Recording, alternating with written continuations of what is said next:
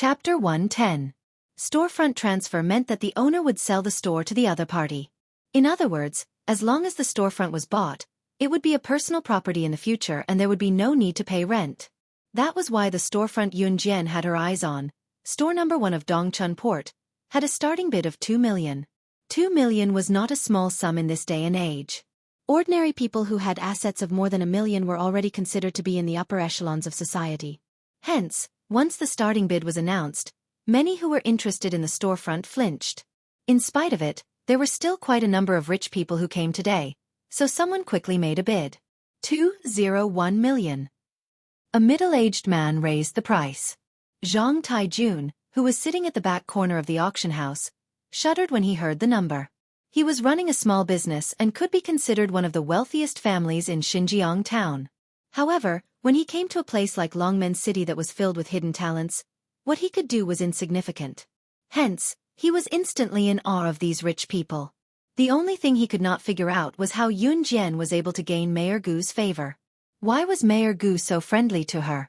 202 million. Someone followed up immediately after the middle-aged man made his bid. Following that, the people who made their bids rose and fell, but there was not much of a fluctuation. It was usually a 10 to 20,000 increment.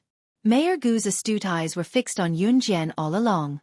Mayor Gu was someone who could not keep his thoughts to himself, so he asked Yun Jian directly, "Girl, why aren't you bidding since you want to buy this storefront?" Zhang Xiaofan, who sat beside Yun Jian, had the same question but he dared not ask.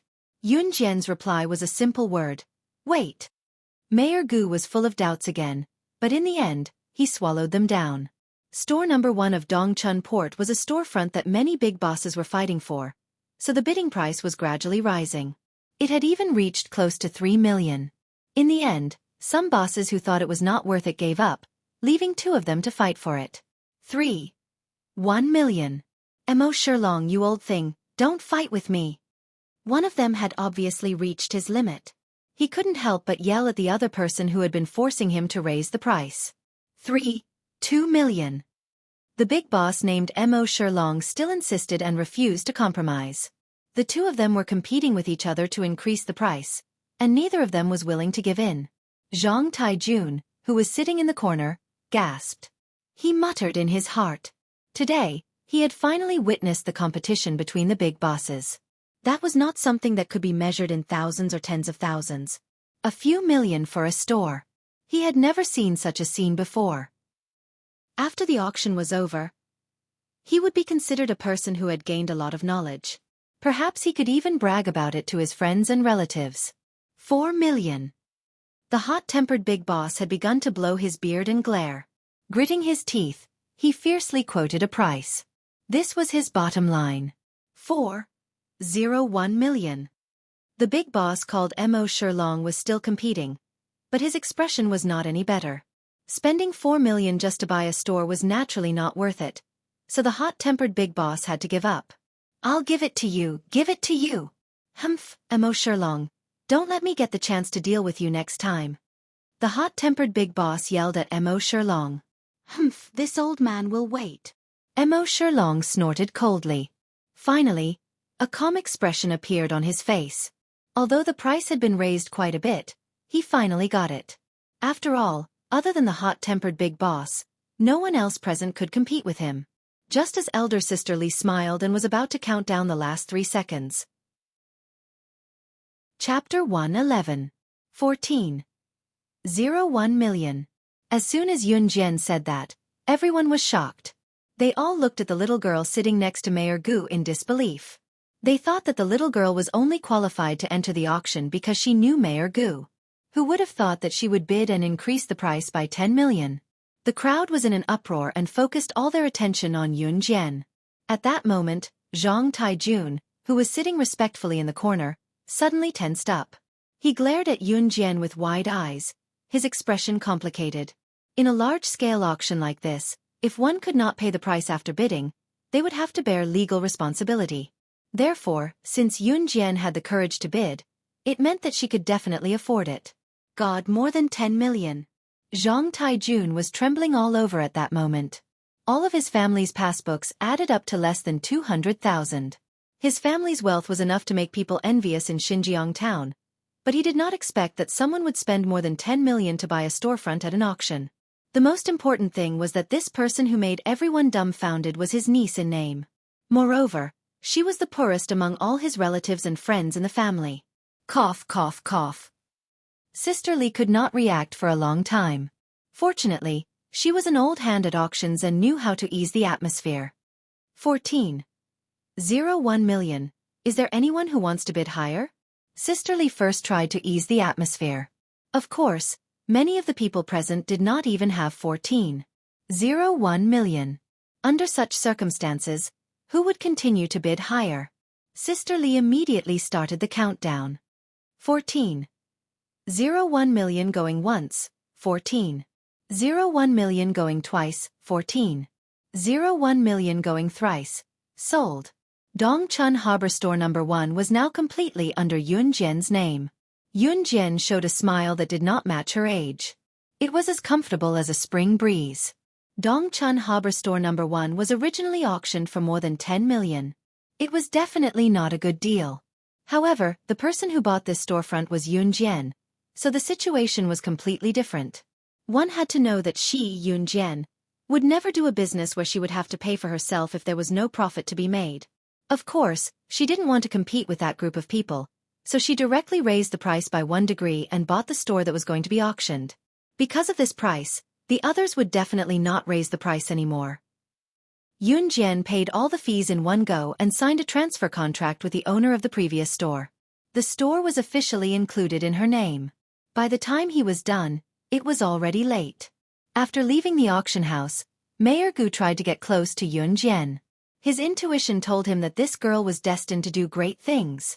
When Yun Jian left, Mayor Gu shouted after her, "Little girl, if you need anything in the future, feel free to look for me. If you can't find me, you can look for my grandson, Gu Heng.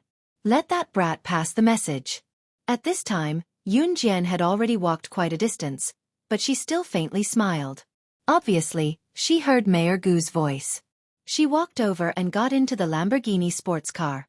After Zhang Zhifan sat down, she stepped on the accelerator and the car sped out like a flash of lightning.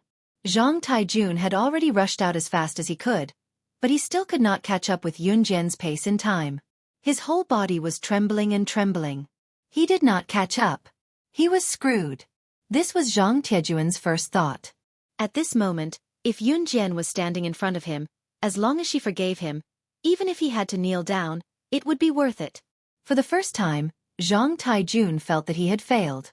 He finally understood why Yun Jian was admired by Mayor Gu. Because she had the capital. She had the ability. Chapter 112. Returning the car keys to CE, Yun Jian went back to her room and logged into the web with her laptop to contact Alluring Demon. Alluring Demon was also her subordinate. Unlike Snake, Lizard and Tiger, Leopard, Alluring Demon was in charge of legitimate forces and was involved in all aspects of business. Now that the storefront was settled, the next step was to decorate it. Yun Jian had handed the task to Zhang Zhifan. Of course it would take some time, at least a few months. Yun Jian wanted to obtain the channel to import cars into Country Z's Longmen City through Alluring Demon.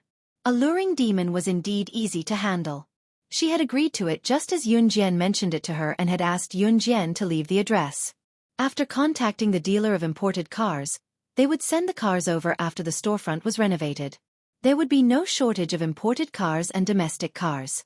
Once the matter was settled, Yun Jian fell asleep. It was a dreamless night. Early the next morning, Yun Jian received a message from Snake, Lizard when she came back from her workout. The phone she was holding was newly bought by Snake, Lizard to facilitate their communication. In her past life, Yun Jian had a phone too, but she changed her number frequently to prevent anyone from tracking her through the system. Now that Yun Jian was reborn and her residence was stable, there were no enemies from her past life who came looking for her. Naturally, she did not have to worry about her whereabouts being exposed due to her phone number. Snake, Lizard's message was simple. It was to ask Yun Jian out to meet her at a coffee shop. Yun Jian went to the meeting as scheduled. Snake, Lizard was already waiting for her on a chair beside a table in the coffee shop. When she saw Yun Jian coming over, She could not help waving her hand. What's wrong? Yunjian sat opposite Snake. Lizard, her fingers brushing the table lightly as she asked. Snake. Lizard lowered her voice and told her, Sister Jen, I have some personal matters to attend to. I have to leave for a while. Ever since Snake. Lizard came to Longmen City, she had been calling Yunjian Sister Jen, like Zhang Jifan and others. Yunjian didn't think it was inappropriate. Okay. Yunjian nodded in acquiescence. Although Snake. Lizard was her subordinate, it was her freedom to leave for a while. This was something that Yunjian would never force. Also, there is one thing I need your help with. Snake. Lizard took a sip of the coffee in her teacup and said to Yunjian. Yunjian narrowed her eyes. In fact, she had already guessed something when Snake. Lizard spoke. The mafia boss of Longmen City, Su Zetian, is a member of the Kosha mercenaries. He's holding an underground tournament at Longtu Mountain a week later and has made a bet with the foreigners. Initially, Su Zetian had requested support from the organization to help him win the tournament. I came to Longmen City using this as an excuse. Now that I'm leaving, I hope Sister Jen can help with the tournament. Snake. Lizard looked at Yunjian and enunciated each word clearly. Her identity was not exposed to Su Zetian and his gang, or he would be scared half to death. A veteran of the Kosha mercenaries had come to Longmen City to help him in the tournament. To the public, Snake. Lizard had used this as an excuse to come to Longmen City to look for Yunjian. Of course. Snake. Lizard had left and could not find anyone to help Su Zetian win the tournament. So the first person that came to her mind was Yunjian. Su Zetian did not have much status in the Kosha mercenaries, but he was still a member. Okay. Yunjian agreed with a smile. She agreed to help. If Su Zetian was just a member of the Kosha mercenaries, Yunjian might not have agreed to help. After all, she was a global leader in her previous life, the big boss of the Kosha mercenaries. She was not at all interested in the petty squabbles of such insignificant people. However, Su Zetian was the father of her brother's best friend. Chapter 113. Snake. Lizard left as soon as she was done talking to Yunjian. Yunjian returned to her school life as well. During the self-study session on Monday night, the homeroom teacher returned to the class after the school meeting and announced something that all the teachers and students were looking forward to, the autumn outing. Yizhong was the best junior high school in the city. It was also an aristocratic school that balanced work and rest. First of all, most of the students in the school were from rich families, the majority of them were rich and powerful. Coming to Yizhong for these rich students, it was not enough to have a boring academic life. Therefore, the school had set up many activities. The spring outing was an event that most schools would organize once a year, while the autumn outing was only held in Yizhong among all the junior high schools in Longmen City. It was the end of October. When Teacher Yu announced to the class that the school was going to hold an autumn outing, all the students in the class cheered excitedly. Wow! The autumn outing is finally here. Chen Xinyi turned to shake Yunjian's hand happily, almost stretching herself into a straight line in her excitement. Yunjian only had a slight smile on her face, making it impossible to tell if she was happy or worried. In spite of it, Chen Xinyi, who was too excited to notice Yunjian's current state. She was bouncing up and down in excitement. All the students in the class were in a state of excitement. It was only when Miss Yu clapped her hands to signal for the class to quieten down that they quieted down. The autumn outing was here. It was good news, but what everyone was looking forward to was, where would they go for the autumn outing this year? Therefore, when Miss Yu clapped her hands again to signal for silence, everyone looked at her with bated breath. Cough, I know how everyone is feeling now, but don't get too excited, Miss Yu said jokingly before regaining her composure. The autumn outing is next Monday morning, so when you return to school this weekend, you can bring the snacks that you want to eat over. The location of the autumn outing is a scenic forest park in the suburbs. The bus fare and entrance fee are 30 yuan in total. Don't forget to bring the money over when you return to school this weekend. There's also an open space in the forest park where you can organize a barbecue activity. Those who can afford it can bring their barbecue tools and ingredients over. The autumn outing this time should be attended by all the teachers and students of the school. If your family can't make it, you can also apply not to go. Teacher Yu explained everything in one breath. Of course, after the students heard these words, their hearts began to stir. Most of the students who studied here came from rich families, So there were very few students who didn't participate in the spring and autumn excursions, which required them to pay for themselves. All right, stop quarreling. The evening self-study session should continue as per normal. I'll say this up front. If anyone continues to quarrel in the self-study session, then don't even think about going to the autumn outing next week. Teacher Yu instructed the students to calm down. But at this moment, how could the students still calm down? Other than those whose families could not afford to go, the other students were all in high spirits. However, with Teacher Yu's harsh words in front of them, the students didn't dare to make any noise. Whoosh! Chen Xini, who was sitting in front of Yun Jian, suddenly threw a ball of paper to Yun Jian. If there was someone behind them, they would definitely see that Yun Jian's eyes were fixed on the textbook on the table. She stretched out her hand to catch the ball of paper without even looking at it. Chapter 114. Yun Jian was automatically categorized as one of the students who had good grades but came from a poor family. Chen Xini didn't mean any harm. Instead, she just wanted to help Yun Jian. She thought that Yun Jian's family was really poor. However, Chen Xini wasn't good at expressing herself, so her words were more straightforward. Yun Jian pursed her lips and wrote 3 words on the paper that Chen Xini threw at her. I will go. When she was done, she crumpled the paper into a ball and was about to throw it to Chen Xini when she heard Lu Rongrong, who was sitting not far away, complaining to Teacher Yu openly. Sir, I saw Chen Xini sneakily tossing a note to Yun Jian just now. It's class time now. Even if everyone's excited about the autumn outing, we can't forget the class rules. We're not allowed to toss notes in class. It was apparent that Lu Rongrong happened to see Chen Xini tossing the paper ball at Yun Jian just now. Lu Rongrong was shocked. Yun Jian was just looking at her textbook, but she reached out and held the note in her hand. However, she didn't think too much about it. She snorted in her heart. What was so surprising about that? It was just a coincidence. Xiaofan kept chasing after Yun Jian, calling her master, and asking her to teach him martial arts.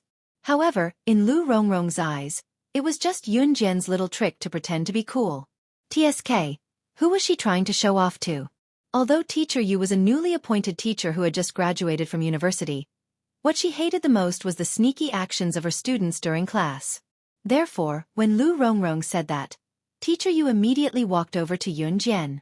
It's class time now, and you're passing notes? Do you still want to go to the autumn outing next week? Teacher Yu stood beside Yun Jian and Chen Xini and said aggressively. Teacher Yu was a very disciplined person.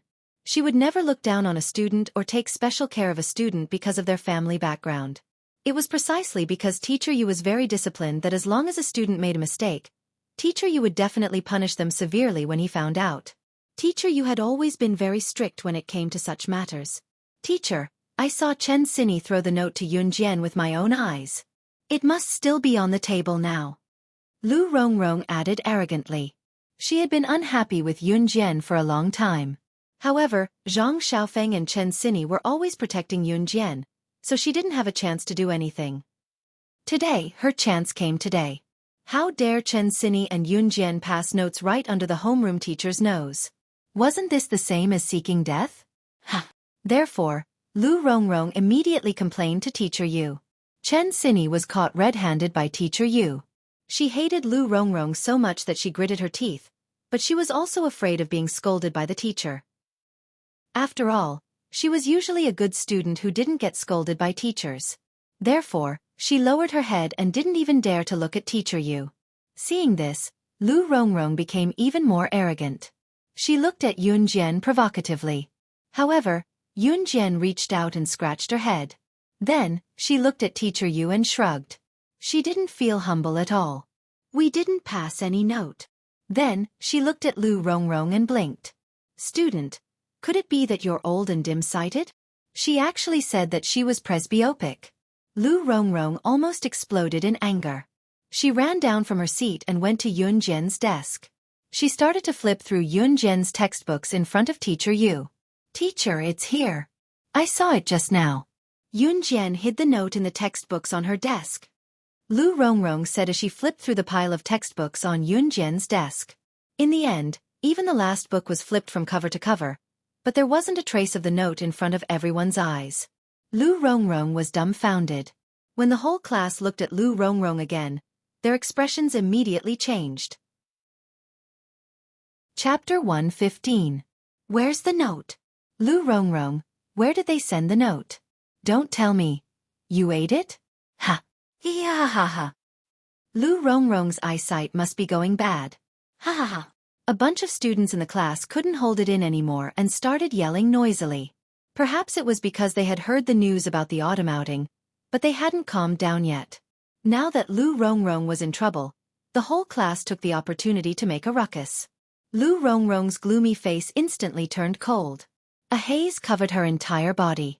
She trembled and felt very wronged. She clearly saw Chen Sini pass the note to Yun Jian. How could it be gone just like that? Lu Rongrong, you're framing your classmate for passing notes. What else do you have to say?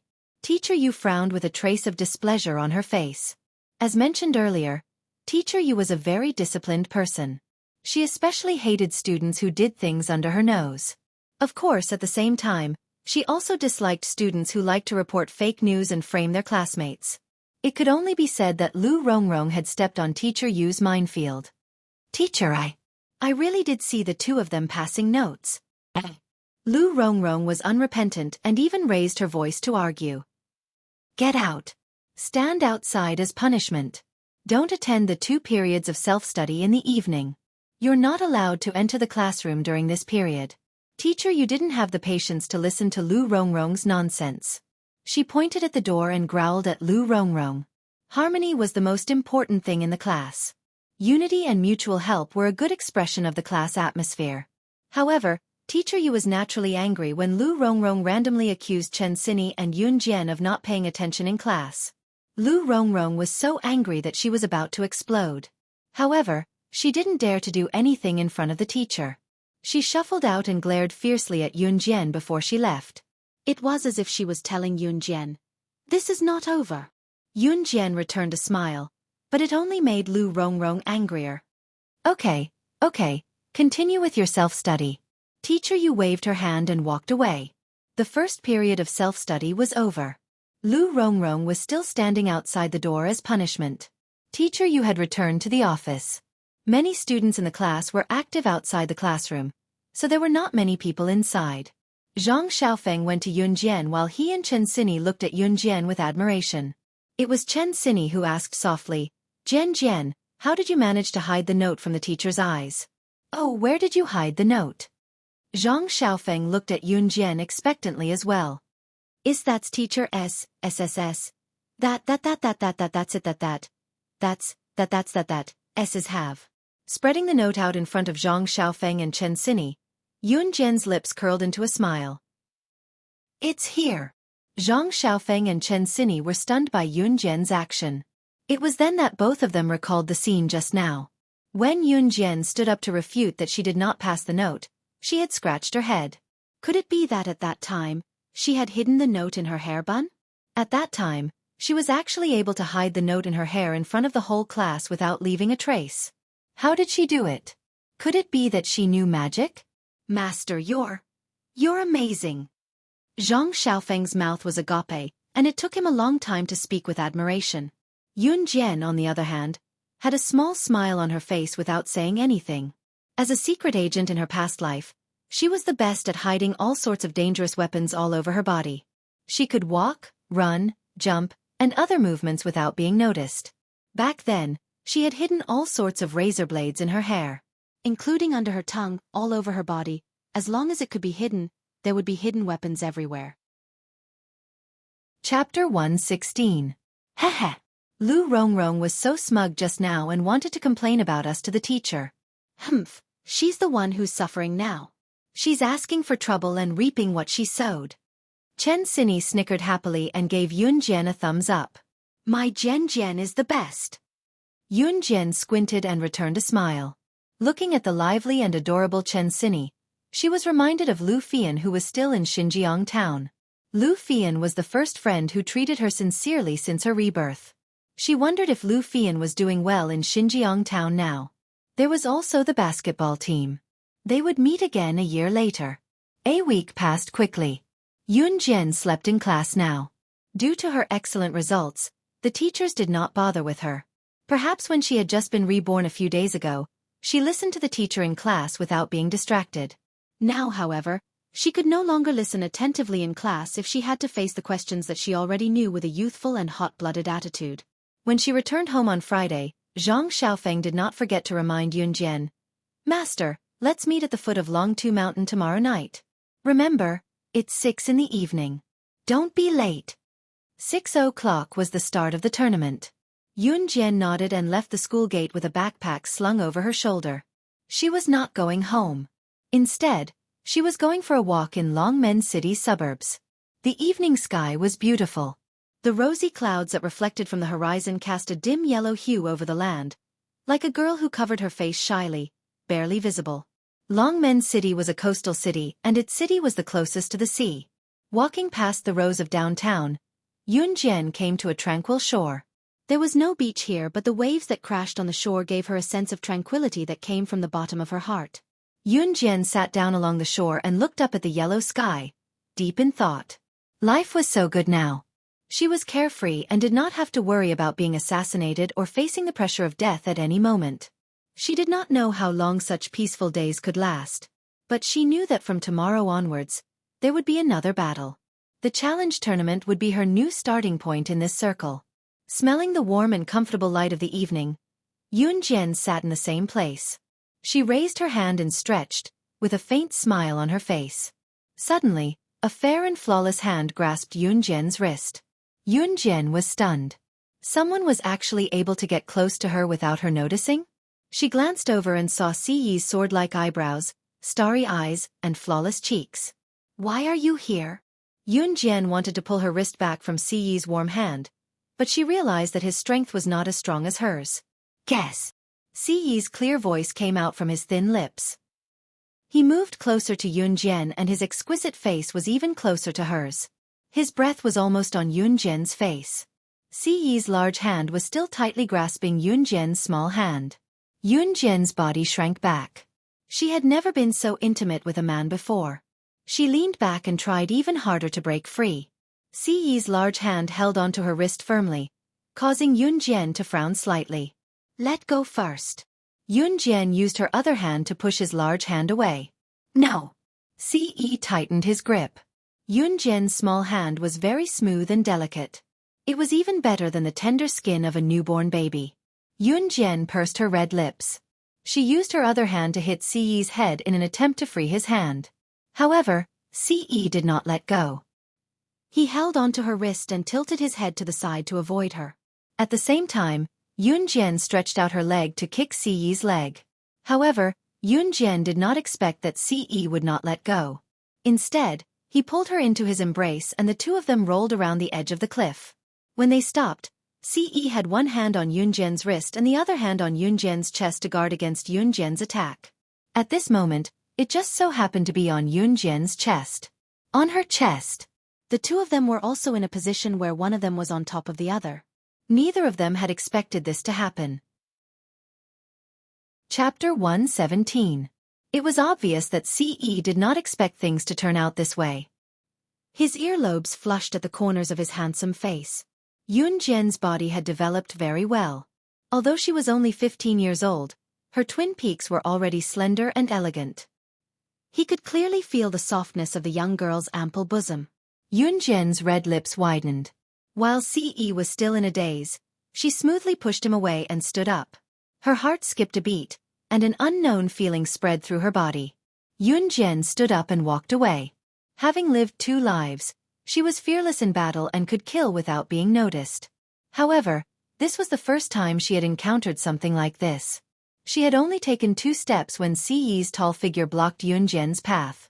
He tilted his head slightly, revealing his handsome face to Yunjian. His earlobes turned red, and he awkwardly said, "Ahem, sorry. I didn't do it on purpose." Yunjian slowly came back to her senses. Her rosy cheeks were unnatural. In the next second, she pretended as though nothing had happened and said to Siyi, Why were you looking for me?" After interacting with him for the past few days, Yunjian could confirm that Siyi was the kind of person who wouldn't visit a temple for no reason. If he didn't have anything to say, he wouldn't even waste his breath talking to you. Siyi didn't hesitate. He immediately knitted his good-looking brows and moved his thin lips. Come with me. Yun Jian nodded. Thus, Yun Jian followed Ce to the side of the road. Ce's personal Lamborghini was parked by the side of the road. Yun Jian sat in the passenger seat of the Lamborghini. Ce took out a box from the back seat and handed it to Yun Jian. Yun Jian's eyes widened when she saw it, and her eyelashes fluttered twice. A sandalwood box. Ce narrowed his eyes as he observed Yun Jian's every move. You know about it? Ce asked suspiciously when he saw something strange in Yun Jian's eyes. Yun Jian was stunned. She turned her head and returned the sandalwood box to Ce. She pretended as though this was the first time she had seen it. What do I know? I just thought that this box was very pretty. I didn't react in time. This box must be very expensive, right? She had almost exposed her emotions. The sandalwood box's influence on her was too great. This box was the cause of her rebirth. It was also the indirect cause of her brother's death. That was why she nearly lost control of her emotions when she saw the sandalwood box just now. But why did Ce ask her such a question? Could it be that he could tell that she knew something about the sandalwood's way? Ce narrowed his eyes. He stared at Yun Jian for a while before he finally looked away and pretended not to notice anything. To prevent Ce from getting suspicious, Yun Jian asked him, Hey, why are you asking me this? Nothing. Ce's eyes lit up. He pursed his lips and started the sports car. I'll send you back. They didn't say a word until they reached home and returned to their respective rooms. However, it was obvious that both of them had their own thoughts. The next day was Saturday. As evening approached, Yun Jian left home on time after she tidied herself up. At 6 o'clock, she arrived at the foot of Longtu Mountain. From afar, she saw Zhang Xiaofan standing on the spot and waving at her. When he saw Yun Jian walking over, Zhang Xiaofan waved at her and shouted at Yun Jian, Master, over here! Yun Jian stood there and nodded at Zhang Xiaofan and Chen Sini. It was only then that she saw a group of boys and girls standing beside Zhang Xiaofan. They were all around their age. This is my master, Yun Jian. Zhang Xiaofan proudly introduced Yun Jian to the group of boys and girls. Pfft, Xiaofan, are you kidding me? This girl is your master? Do you really want to have her as your master? You're a man, yet you want to have a girl as your master? I feel embarrassed for you. A self-proclaimed fashionable boy with dyed blonde hair standing beside Zhang Xiaofan said. This person was Zhang Xiaofang's friend from his circle. Chapter 118. After the boy with dyed blonde hair opened his mouth, the group of boys and girls around him laughed. They were obviously disdainful of Zhang Xiaofan, a rich young master, having a weak little girl like Yun Jian as his master. Shoo shoo shoo. Gu Heng, what do you know? My master is not an ordinary person. Zhang Xiaofan waved his hand at Gu Heng and snorted. He was still on Yun Jian's side. Gu Heng? Yun Jian did not say anything. Even if this group of people were talking about her, she felt that there was no need to speak about unimportant things. But when she heard the two words Gu Heng, she could not help but take another look at the boy with dyed blonde hair called Gu Heng. Could it really be such a coincidence? This Gu Heng in front of her was Mayor Gu's grandson? Suddenly, Yun Jian remembered Mayor Gu's warning that if she met his grandson, she must not be soft-hearted and teach him a lesson on his behalf. Combined with the fact that this Gu Heng had dyed blonde hair and was wearing a pair of ripped pants and a flowery dress that he thought was fashionable, Yun Jian felt relieved. So even Mayor Gu himself could not control his grandson's rebellious behavior? Boys and girls at this age had a very strong rebellious mentality. Yun Jian had lived in a dangerous environment in her previous life. Her only wish every day was to live until the next day. In that kind of environment, she had never experienced the rebellious period that normal children should have. Your master is not a normal person. How could she be different? Hee hee, she doesn't have any more arms or legs than we do. What can she teach you? Gu Heng did not have any bad intentions. He just wanted to show off in front of the girls and show off his power. When Zhang Xiaofan heard Gu Heng slandering his master, he immediately went against his brother, Gu Heng. The two of them clicked their tongues and only stopped arguing when it was almost time for the competition to start. The group of people rushed up the mountain noisily. As they rushed up the mountain, they could still hear Gu Heng's arrogant voice. My grandpa has some connections with Longmen City's mafia boss. I heard that the mafia boss has sent a very young woman to fight against a foreigner who almost made it into the international tournament tonight. Tonight's tournament will be very exciting. Gu Hang was at the front of the group, talking incessantly along the way. This group of boys and girls just happened to like listening to him talk about these things, and all of them listened with great interest. A very young woman fighting such a skilled foreigner. Doesn't that mean our mafia boss of Longmen City will lose for sure? A girl asked timidly. Hearing that someone had agreed with him, Gu Hang became even more pleased with himself. He spread the news that he had heard through the grapevine with a sense of superiority. It was as if he was the organizer and witness of this competition. Chapter 119. The only arena in Longmen City so far was set up here.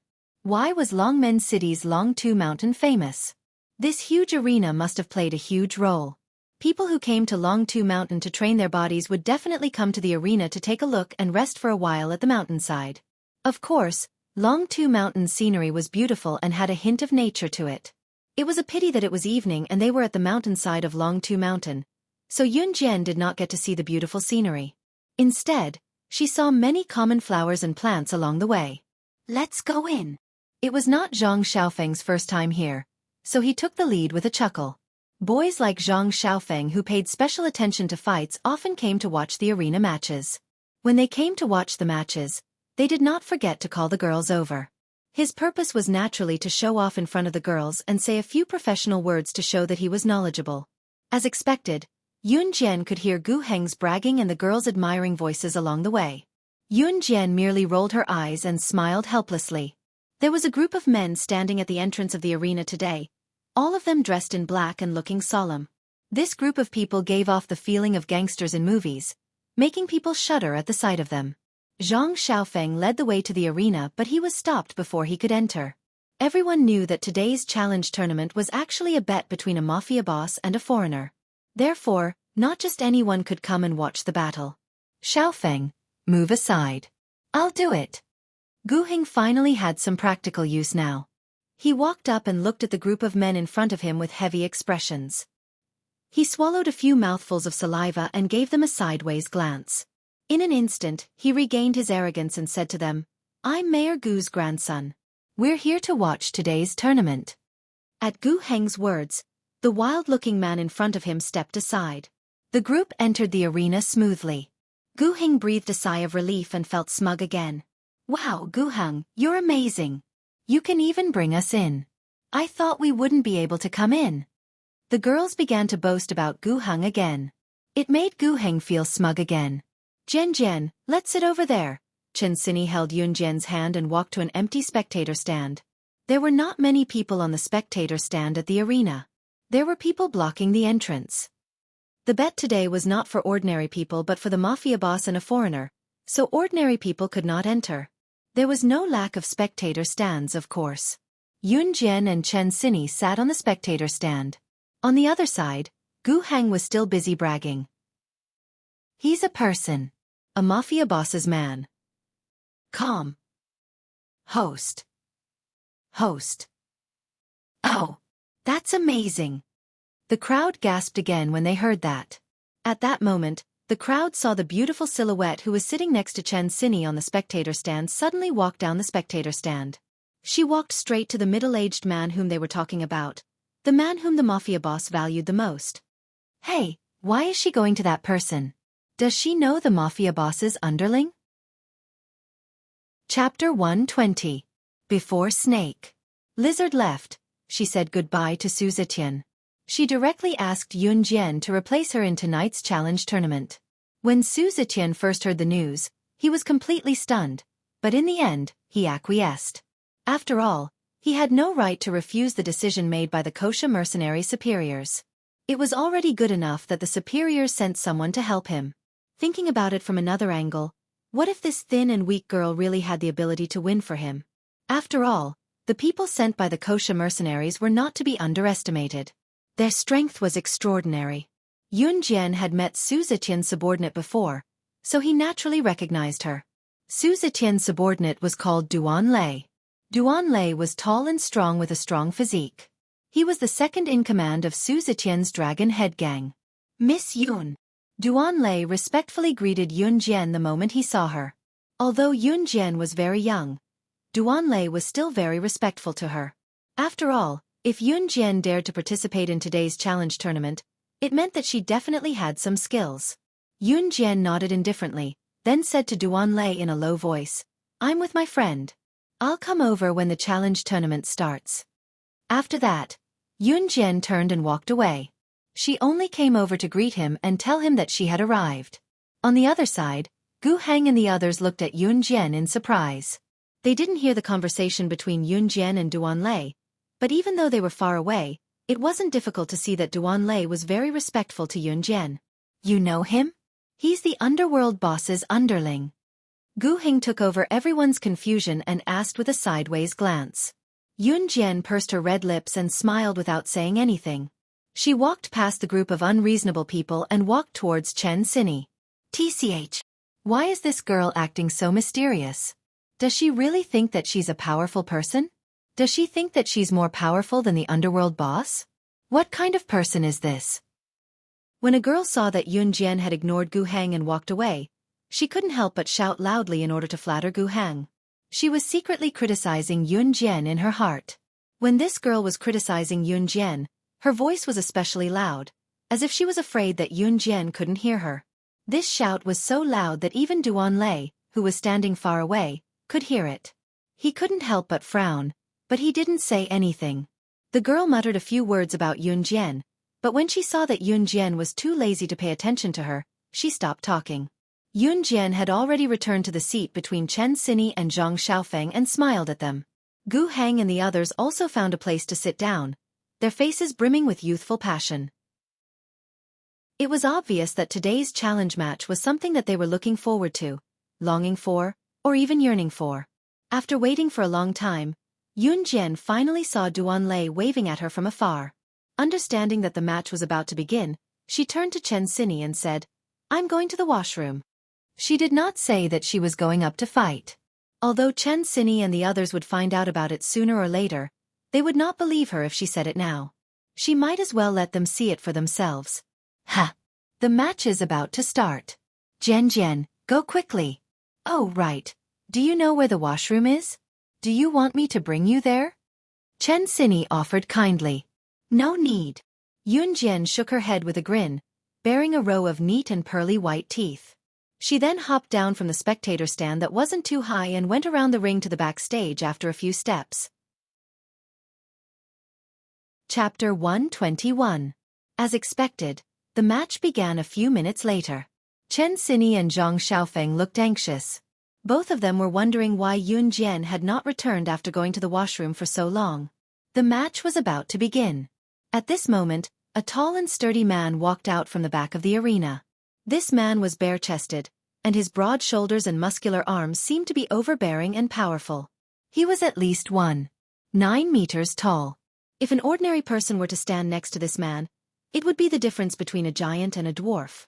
This man was one of the protagonists of the match, the foreigner who had made a bet with Su Zetian. His name was Shiniji. Shiniji was from country Y and was also a boxer in the country's national team. He was so strong that he almost made it into the international tournament. Of course it was almost. Even so, someone like Shiniji could cause a stir in Longmen City, even if he almost made it into the international tournament. Therefore, when Shiniji entered the ring, the crowd was in an uproar. Everyone knew that it was a young woman who was representing Country Z to fight Shiniji today. Looking at Shiniji's physique, did Country Z still have a chance of winning? Unless the woman was even more muscular than Shiniji. Not only did the crowd think so, even Zhang Xiaofan, Gu Heng, and the rest thought so. "Master, why did she go to the washroom for so long?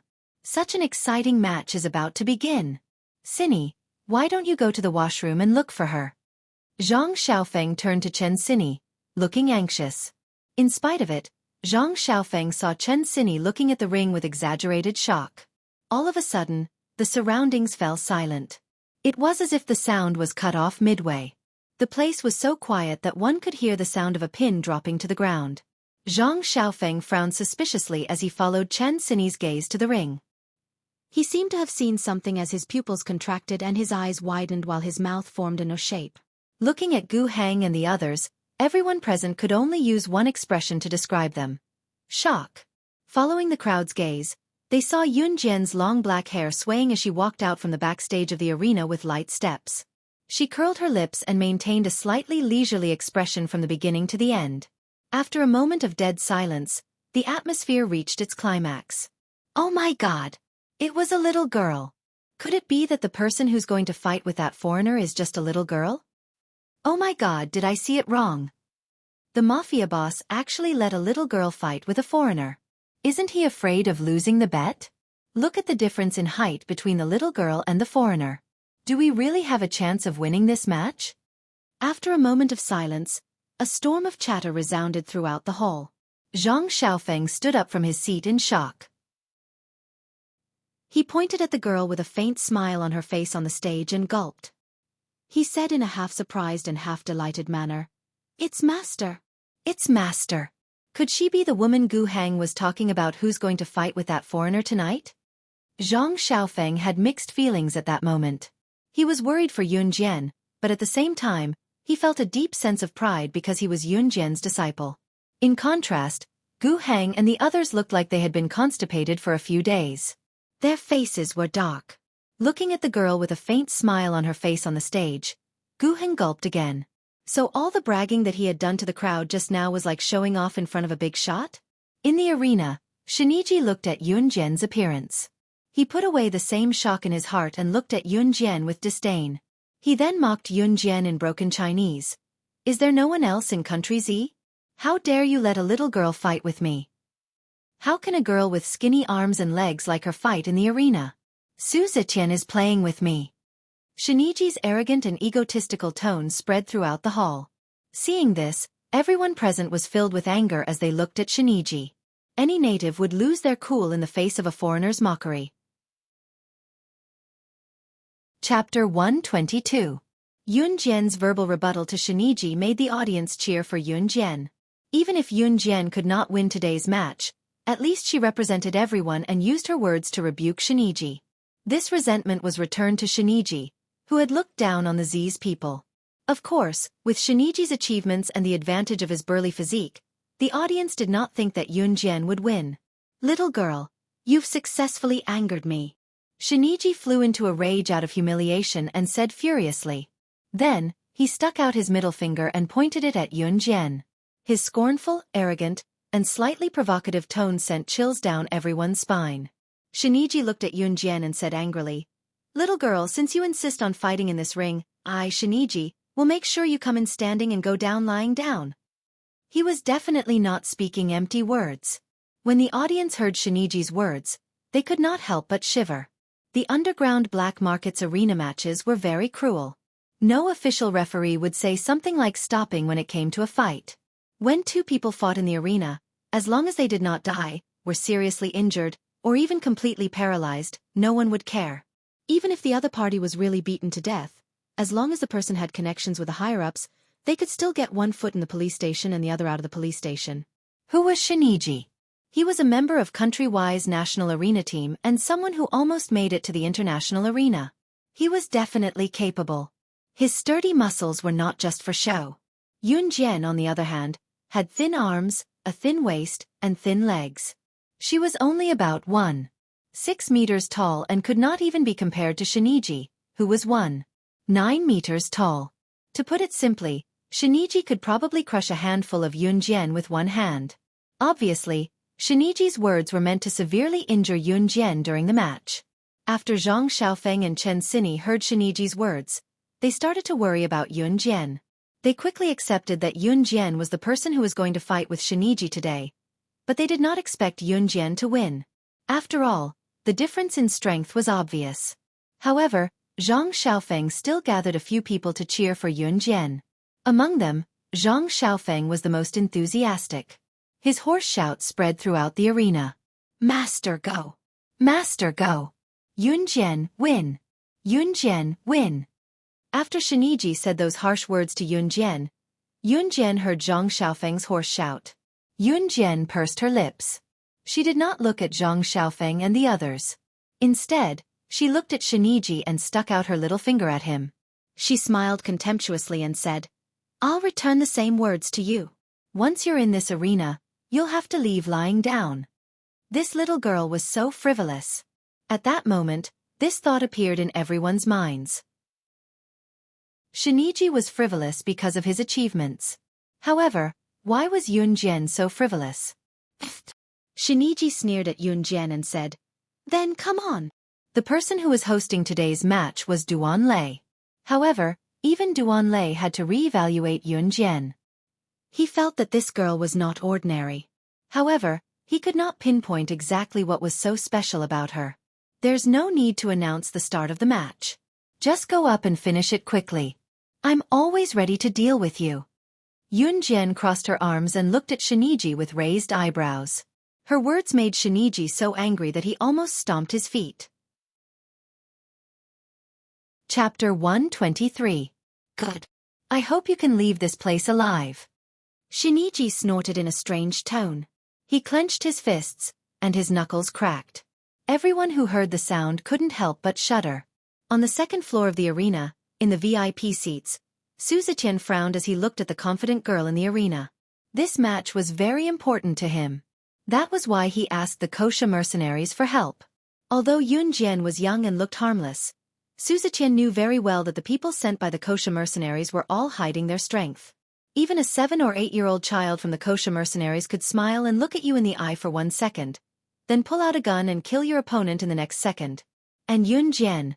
Su Zetian stared intently at the arena, but his thoughts suddenly changed at this moment. Once Shiniji was done with his words, he bellowed and charged at Yun Jian with a clench of his sturdy fist. At that moment, everyone held their breaths. Everyone looked at the girl in the arena quietly. Yun Jian stood on the spot, narrowed her eyes, and didn't move. Shiniji used all his strength in this punch.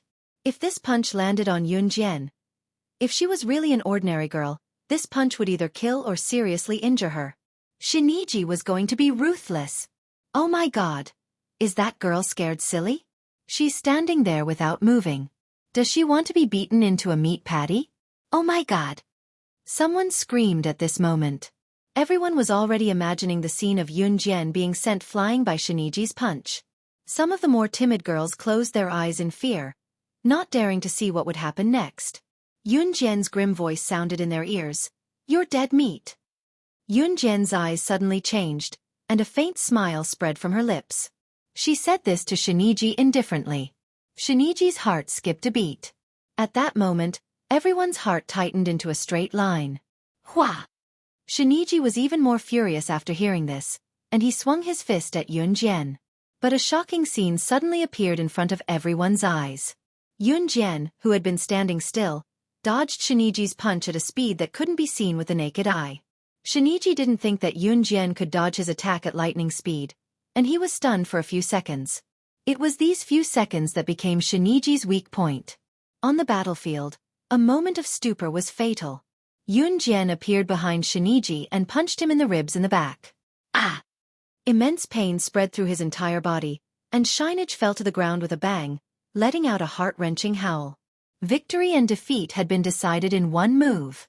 She defeated Shiniji in just a few seconds and a single move.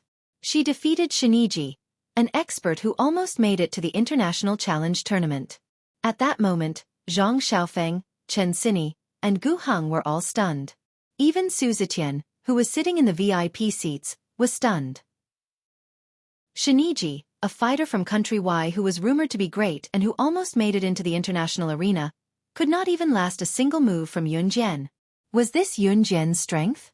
Shiniji, whose ribs were broken, widened his eyes. He couldn't accept it. He couldn't accept it. This little girl defeated him with one move? That was impossible. She had defeated him. His reputation would be ruined from now on. Shiniji shook his head. He suddenly took out a hard object from his pocket and pointed it at Yun Jian. She must die. He has a gun. He has a gun. He's going to kill someone. He's going to kill someone. At that moment, everyone who was shocked by Yun Jian's move suddenly screamed. Su Zetian also stood up from his seat with a whoosh. He held onto the railing on the second floor. However, the girl's aura changed the moment Shiniji took out his gun. Her slight smile gradually disappeared and was replaced by a cold and eerie smile. A cold murderous aura emanated from Yun Jian. Chapter 124. When they saw Shiniji pull out his gun, Gu Heng and the others almost screamed. Especially the few girls who were with Gu Heng and were prejudiced against Yun Jian. They were all students in school and came from powerful families. Usually, they would cry if they hurt a finger. When had they ever seen such a scene? Their legs started to turn to jelly. They hugged their heads and squatted on the ground, crying. Master! Zhang Xiaofan twitched violently. Seeing that Yun Jian was in danger, he wanted to rush forward. However, Gu Heng grabbed the corner of his shirt and scolded him. You're crazy. That foreigner has a gun. But my master is in danger. Zhang Xiaofan was very determined. He was about to push Gu Heng away and run toward Yun Jian. However, they suddenly saw a horrifying scene. Yun Jian lifted her feet and slowly walked toward Shiniji. She did not care that the gun in Shiniji's hand was still pointed at her. Facing the black muzzle, she was not afraid at all. Under everyone's horrified gazes, she slowly walked toward Shiniji. What was she doing? Seeing this scene, everyone's hearts jumped. As Yun Jian walked, she pulled out a machete like magic. She pointed it at Shiniji, who was lying on the ground with broken ribs, and sneered, How dare you point a gun at me? You're dead. Shiniji's hand holding the gun was already trembling. Shiniji was originally a boxer. He was not an assassin or a gangster. If he were to kill someone with a gun, he would not be able to do it as calmly as Yun Jian. Another reason was that he was in Z country. After all, it was not his country's territory. If he killed Yun Jian, Su Zetian would definitely not ignore it. In spite of it, Yun Jian's words had obviously triggered Shiniji further. Shiniji howled on the spot. Thinking about the humiliation he had just suffered, his hand was about to pull the trigger. What everyone was thinking at this moment was, it's over. Yun Jian is definitely done for. Yun Jian only had a knife in her hand. How could a knife be faster than a bullet? She also had to provoke Shiniji into pulling the trigger when he was in an unstable mood. Was Yun Jian courting death? Ah! Go to hell! Shiniji howled. He ignored the pain in his back and aimed his gun at Yun Jian. However, just as Shiniji's finger was about to pull the trigger, a gleaming scimitar flew out from a distance. With astonishing speed and precision, the tip of the scimitar pointed downwards and cut the back of Shiniji's hand. Oh well! Shiniji's hand that was about to pull the trigger loosened, and the gun fell to the ground in a straight line. That scimitar was thrown out by Yun Jian. Just as everyone present was still shocked that Yun Jian's scimitar could cut the back of Shiniji's hand so accurately, Yun Jian took 2 steps forward and rolled a few times on the ground. Almost in an instant, she flipped over and came in front of Shiniji. She got up and stepped on Shiniji's ribs that were already heavily injured. Ah! Shiniji let out a heart-wrenching scream. At this moment, Yun Jian had already stepped on Shiniji's back. She bent down and picked up the gun that Shiniji had dropped from the ground. She played with it in her palm. The entire process only took a few seconds. The people who saw this scene just now all stood up from their seats with a whoosh sound in horror. What did they just see? Shiniji, who was holding a gun, was actually killed by Yun Jian in just a few seconds. Oh my god! He was faster than Yun Jian, who only had a knife in her hand. Who exactly was this girl? With this kind of skill and speed, this girl was definitely not human. At this moment, Yun Jian picked up the gun and pressed the black muzzle against Shiniji's face.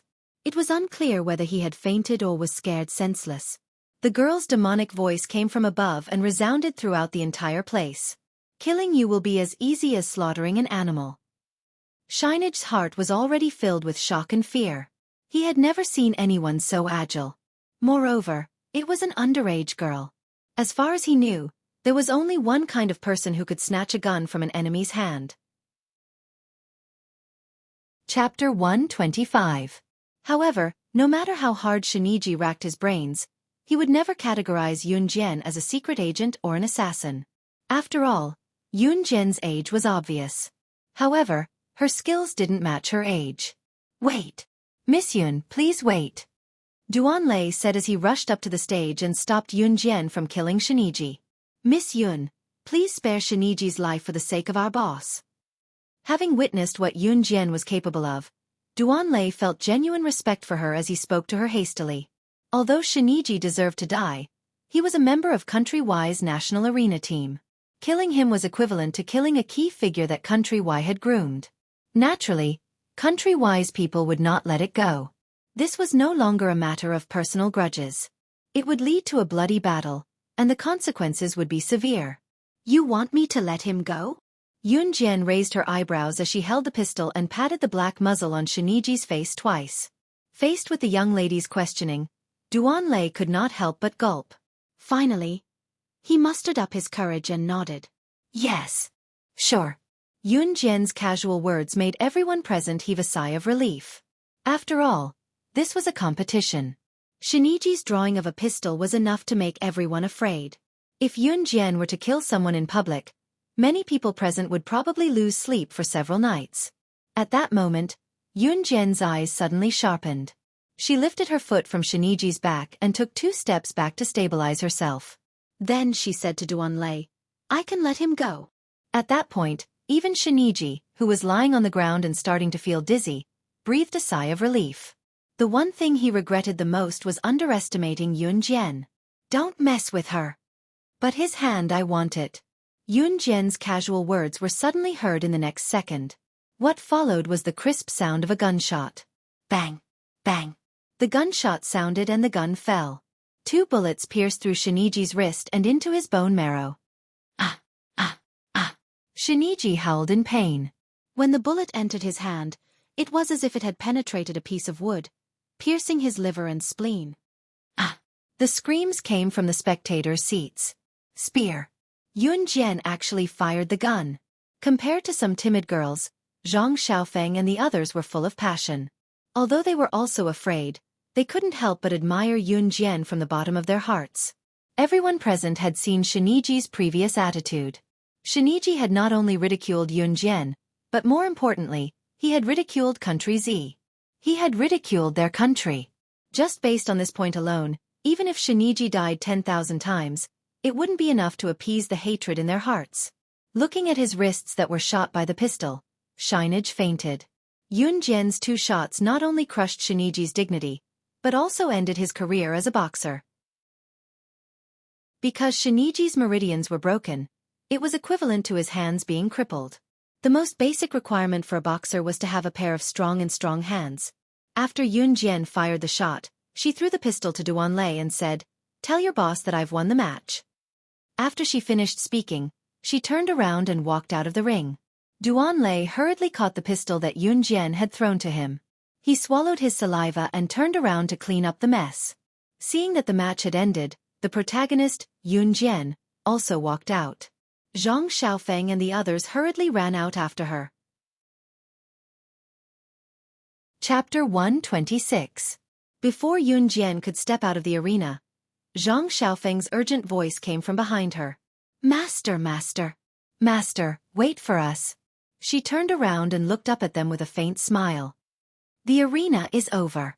It's dark now. It's time to go home. Zhang Xiaofan and the rest, who were running up behind her, could not help but be speechless. They muttered in their hearts. Shouldn't you explain something?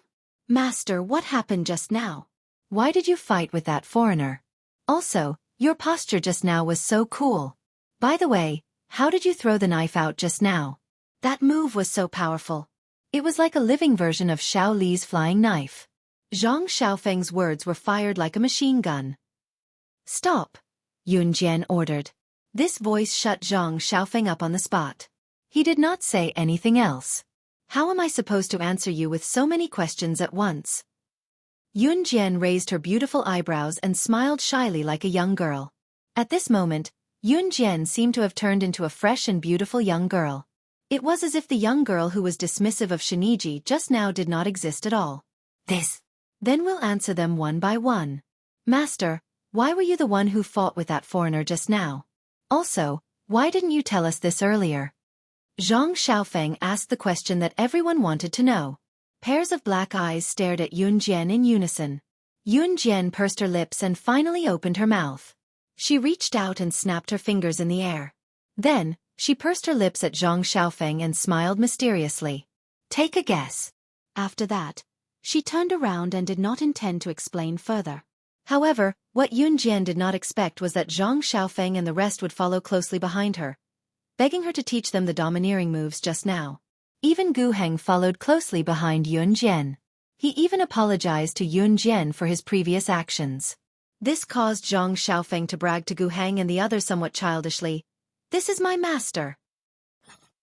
Yun Jian finally got rid of Zhang Xiaofan and the group of people who were chasing her to get to the bottom of things.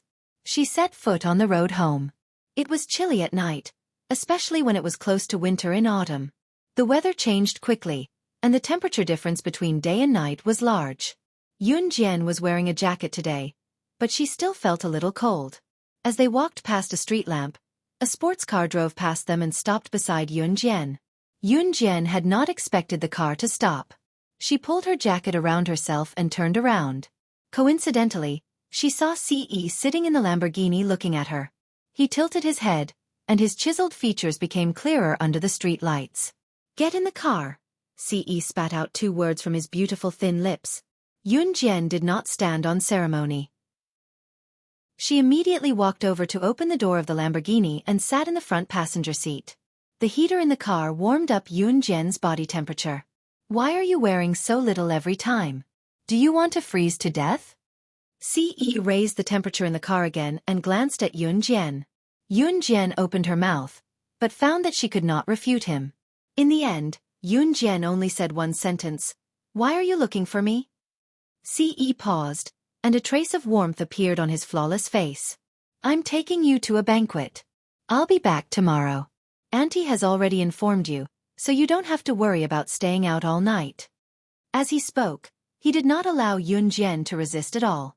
He stepped on the accelerator and sped off. By the time Yun Jian reacted, Ce had already taken her to the back of the mountain. They boarded Ce's private jet and hurried to Country M.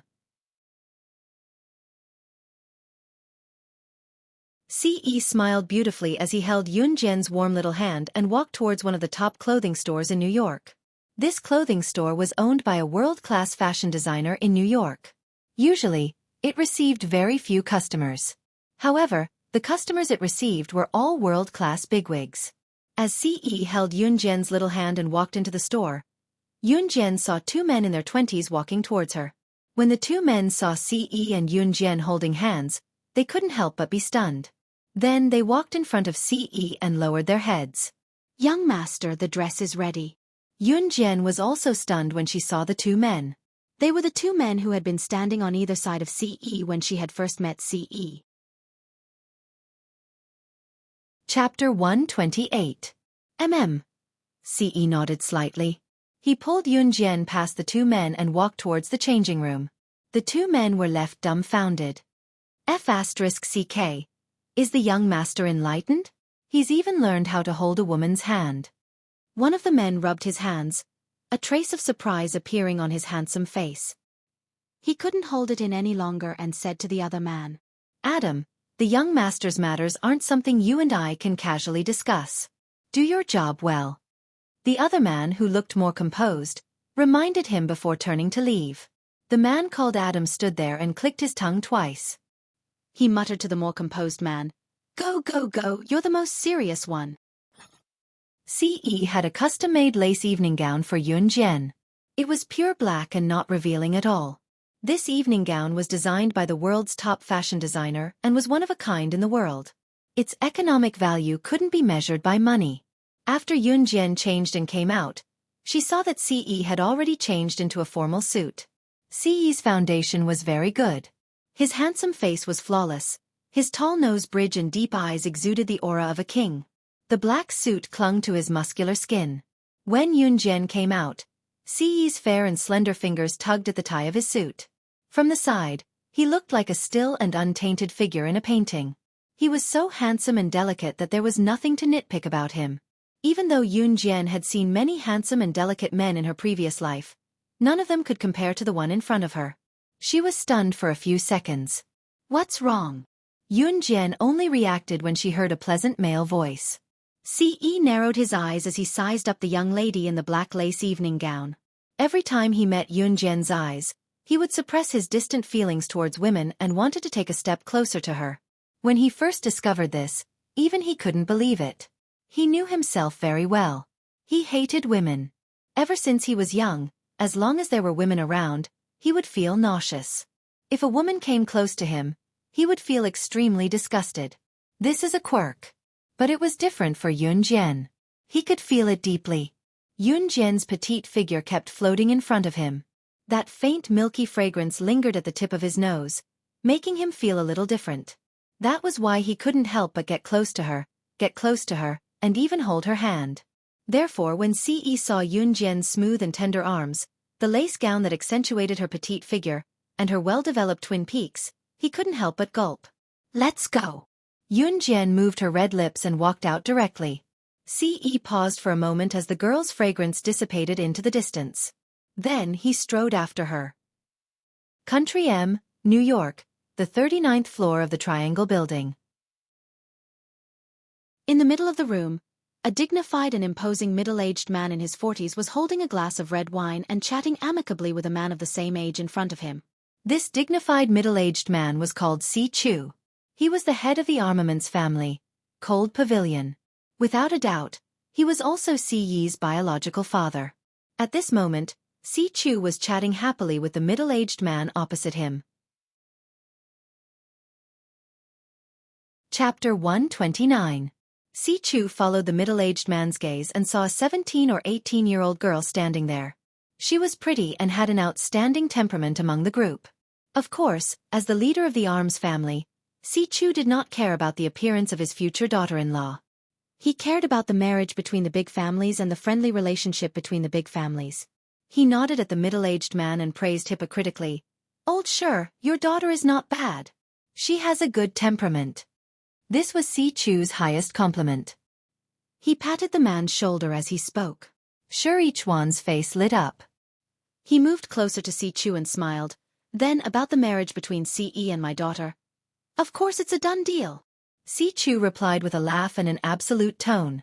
Shichuan smiled and lowered his voice to ask Si Chu, "Then, does Ce agree to this marriage?" "How can he not agree to this kind of thing?" "Humph. I'm his father. Can't I make the decision for such a small matter?" Speaking of this, Si Chu suddenly felt as if he had been hit on the trigger point. He said angrily. Speaking of his son, he really could not control him. However, he would never lower his head in front of outsiders. Naturally, he had to put on a "I'm the father, I make the decision" attitude. Hearing Si Chu's affirmative tone, Shichuan seemed to be relieved. At this moment, a man walked over and whispered in Si Chu's ear. Si Chu immediately reacted and moved his old face closer to Shichuan. He smiled and said, "My son is here. Hurry up and ask your daughter to come over. Let the two of them meet." Shichuan was happy when he heard this. He hurriedly waved at his daughter, Shi Laixiang. Shi Laixiang had been waiting there for a long time. When she saw her father waving at her, she hurriedly ran over. Her heart was filled with joy and nervousness like a young girl. She had met Ce a year ago and fell in love with him at first sight. The young man's handsome face kept appearing in her mind and she could not get it out of her mind. Although they were far apart, ever since they met, she swore that she would marry him. On the other hand, the Shi family and the Ce family were both military families, and the two families had a mutual interest. The upper-class aristocratic families usually like to unite their families through marriage to strengthen the trust between them. Although it was the modern era, these old customs could not be changed. Beep. The only elevator beside the banquet hall opened. Shi Laixiang stood beside her father, Shichuan. Her entire body was tense. She even ran her fingers through a few strands of her hair, afraid that her imperfections would be exposed. Only she knew the nervousness in her heart when she saw the person she missed dearly. The moment the elevator doors opened, however, what everyone saw was Ce, who was perfect to the extreme.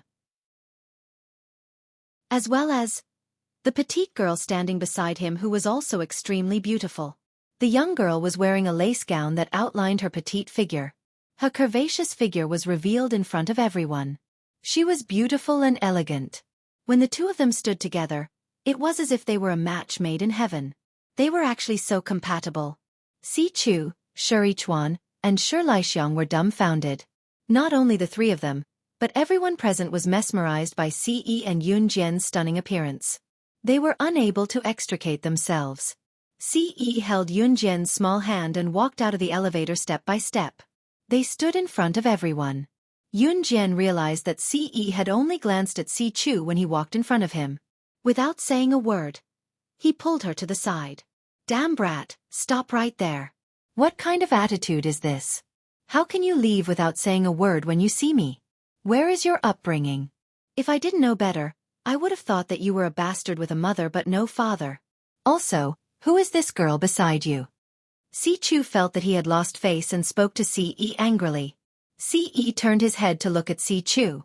He held Yunjian's hand tightly and said coldly to Si Chu, "My mother is already dead.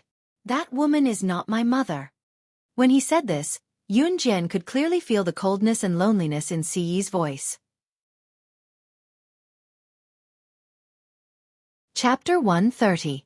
When Yunjian heard Ce's words, she was shocked. But when she scanned the room and saw Shi Laixiang, who was standing not far away from Si Chu, she suddenly understood. This woman was the fiancée Ce's father had arranged for Ce, right? This banquet was probably used by Ce's father to announce Ce and Shi Laixiang's engagement. It wasn't strange for upper-class families to use marriage to consolidate their interests. Yunjian smiled. It seemed like Ce wasn't satisfied with this arranged marriage and was planning to use her as an excuse. Ce's attitude towards her was quite good, so she would naturally help her. Nonsense. Nonsense. It's fine if you usually make a fuss, but today you even found a woman? Are you trying to anger me to death? Si Chu flew into a rage. When Ce mentioned that his mother was already dead, Si Chu felt like he had been exposed in a scandal as he shuddered in rage. Si Chu was the head of the Cold Court, an armaments aristocratic family. After he married Ce's mother, he divorced Ce's mother in order to expand the Cold Court's power and influence. He then married the daughter of another armaments aristocratic family. At the same time, Si Chu also forced Ce's mother to stay by his side. In the end, Ce's mother became depressed and committed suicide due to depression. Today, in order to consolidate his position in the Cold Court, Si Chu planned to use Ce's marriage to form a marriage alliance with the Shi family. But he didn't expect that Ce would have such a huge reaction. He even found a woman to humiliate him in public. This made Si Chu, an internationally renowned armaments tycoon, completely furious. Brother Ce, it's wrong of you to do this. Don't make uncle angry. Shi Laixiang looked at Yunjian's and Ce's intertwined hands. She dug her fingertips into her skin and played the role of the good guy. She spoke coyly to Ce in a gentle voice. What are you? What does my business have to do with you? Ce cast a sidelong glance at Shi Laixiang, not giving her any face at all. Shi Laixiang had originally planned to speak up after Si Chu had spoken. This way, she could improve her image in front of Si Chu and let Ce see her gentle side and have a good impression of her. But who would have thought that Ce wouldn't give her any face at all? She looked at Yunjian, who was standing next to Ce, and she became even angrier. Her eyes turned red because the person she had been longing for had said such things to her. Si Chu felt humiliated at once. He knew that he couldn't control his son, so he pointed at Yunjian and threatened her. Which family's young lady are you from? Rong family? Wen family? Feng family? I don't care which family's young lady you're from. Get out of here now, or your family will disappear from the international stage forever because of you. The aristocratic families that Si Chu had pointed out were all internationally renowned big shots.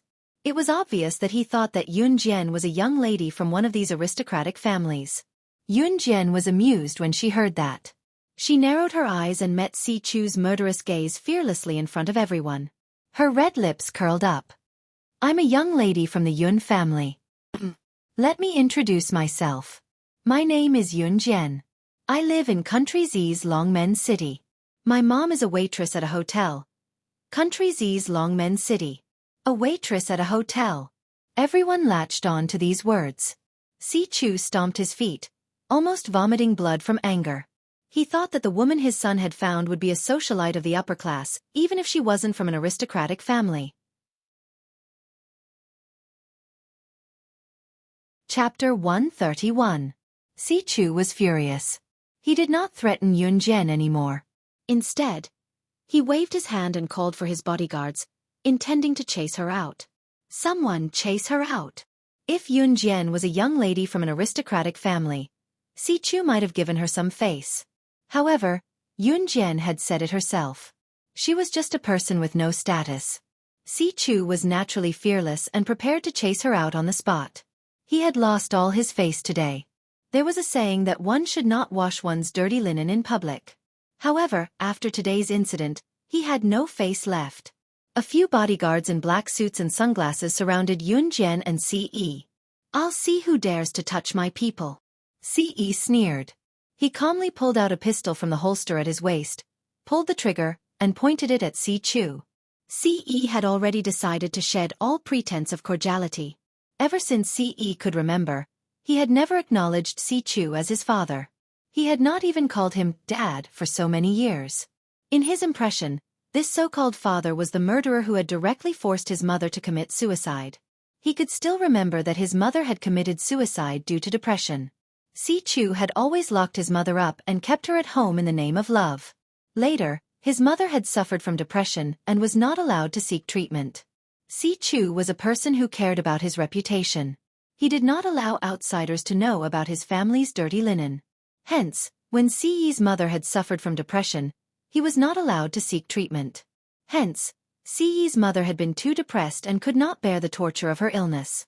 Hence, she committed suicide. Furthermore, she had died in front of Ce, who was only 5 years old at the time. He still could not forget the bloody corpse of his mother. At that time he was just a child. Since then, he had developed an extreme sense of disgust and alienation toward all women. It had been the same for 19 years. It was not until he met Yun Jian that he realized that she was different from other girls and women. He did not hate Yun Jian. On the contrary, he had a different feeling towards her. "Bastard! Are you going to kill your father for this woman?" Si Chu was so angry that his hands were trembling. Back then, he had divorced Ce's mother and married the daughter of another aristocratic family for the sake of expanding Cold Pavilion's influence. Today, the Cold Court had become the vanguard of the world's military families, but his most beloved son had turned against him. He had only loved one woman all these years, and that was Ce's mother. But for the sake of so-called face and power, he gave up these feelings of love. He had countless mistresses in his life, and it wasn't that he didn't have any other sons or daughters. However, Ce was the only one he had chosen as the successor of the Cold Court. In Si Chu's heart, everything he did was for Ce. But what about him? He actually wanted to kill him for a woman. Si Chu felt as if his heart was being cut by a knife. Shi Laixiang stood at the side and watched as Ce pulled out his gun. She was both in love and afraid of his handsome posture. She swore in her heart that she must get this man. As for Yun Jian, in everyone's eyes, she was just an insignificant person. Without Ce, she was nothing. Beep! At this moment, the elevator door opened again. A woman with a tight figure walked out of the elevator side by side with a man in his 20s in a blue floor-length evening gown. A group of people followed behind the woman and the man. Of course, they weren't ordinary people. On the contrary, they were full of vigor. Even Si Chu couldn't help but take a second look when he saw these people. When he saw the leader of the group of people, a woman in a blue evening gown, he was shocked. The woman's exposed left wrist was imprinted with a skull symbol. A skull symbol on her wrist was the symbol of the Wuxia mercenaries. This woman was actually a member of the Wuxia mercenaries. As for the man beside the woman, there was a large scar on his neck. It looked as if it had been cut by a knife, and it made people shiver. Seeing this, Si Chu couldn't help but gulp. If he guessed correctly, this man was in a cooperative relationship with the Wuxia mercenaries. He was one of the 4 leaders of the underground assassin organization, the Hun organization, Shui Ying. If the name of the Wuxia mercenaries made people shiver, then the Hun organization was a hellish existence. Countless international assassins and secret agents were from the Hun organization.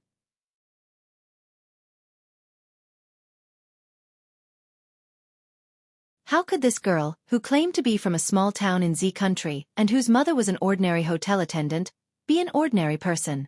Translator, Endless Fantasy Translation Editor. Endless Fantasy Translation. She was related to Wuxia mercenaries? Yun Jian nodded slightly at Snake. Lizard. She did not expect to meet Snake. Lizard here. Snake. Lizard had kept a low profile when she returned to Longmen City the last time. She was dressed very tightly, so the skull mark on her wrists was not exposed. Today, Snake. Lizard had changed into a blue evening gown. Her enchanting female body was faintly discernible. At the same time, the skull mark on her wrists was also intimidating. The girl in front of him was related to Kosha mercenaries? More importantly, the Kosha mercenaries who did not even care about Si Chu was calling Yun Jian, Sister Jian, respectfully. What did this mean? Si Chu started to twitch. Shi Laixiang was annoyed when she saw everyone's attention on Yun Jian. Chapter 133. When Shi Laixiang said this, she even shook Shi Yichuan's hand and acted like a spoiled child. However, Shi Laixiang's words attracted everyone's attention. Let the internationally famous assassin organization that kills without blinking an eye be polite? Pfft, this Shi Laixiang must be stupid. Was she that lucky? Everyone snorted, but in front of Yun Jian and the others, no one dared to say anything for fear of implicating themselves. When Shi Yichuan heard his daughter say this, he was so scared that his legs turned to jelly. He lowered his voice and shouted at Shi Laixiang, "Xiang'er, shut up!" Unexpectedly, Shi Laixiang did not notice the change in the atmosphere at all. She shouted even more confidently, "Dad, they were in the wrong. They were rude. That's what you've always taught us. We have to be polite. Those who don't have manners are a bunch of lowly and uncultured people. These kinds of people will never be able to show their faces." Shi Laixiang's words were clear and logical. Even she felt that it was reasonable. When Shi Yichuan heard his daughter's words, he was so scared that he almost turned into a puddle of water. Of course, he could tell that his daughter was scolding Yun Jian in a roundabout way. "Shi Laixiang, shut your mouth." Shi Yichuan's trembling finger pointed fiercely at his daughter, even roaring out her full name. However, he could not explain it to his daughter now. If they went against the Kosha mercenaries, the Shi family would probably be wiped out. Because the Kosha mercenaries was an organization made up of international elite assassins, their hands were stained with countless blood. They were so powerful that they were intimidating and terrifying. Simply put, the Kosha mercenaries could wipe out the Shi family effortlessly. "Dad, you're yelling at me again." Shi Laixiang felt even more wronged. At the same time, she felt even more indignant that Yun Jian had stolen her limelight at the banquet.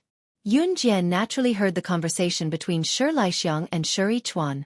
She curled her lips and glanced over, but she did not say anything. She did not care about Shi Laixiang's words at all. She had seen many people like Shi Laixiang in her past life. If she killed Shi Laixiang just because of one sentence, then there would be too many people in this world who would want to kill her. Of course, if Shi Laixiang made any further moves, she would definitely make her regret being born. Si Chu was so scared that he broke out in cold sweat. It was too late for regrets. He never thought that Yun Jian could make the Kosha mercenaries bow down to her. As soon as he thought of what he had just said to Yun Jian and what he was going to do, he felt his hair stand on end. "Miss Yun, we were blind just now and said something wrong. I hope you won't take it to heart." Si Chu was so scared that he broke out in a cold sweat. His attitude towards Yun Jian had changed completely. Si Yi's sword-like eyebrows flashed. He stood beside Yun Jian and smiled at her. He sneered at Si Chu's attitude. At the same time, he exchanged glances with Xue Ying, who was standing not far away. "What if I insist on taking it to heart?" Yun Jian glanced at Si Chu and smiled evilly. It made people's hearts tremble.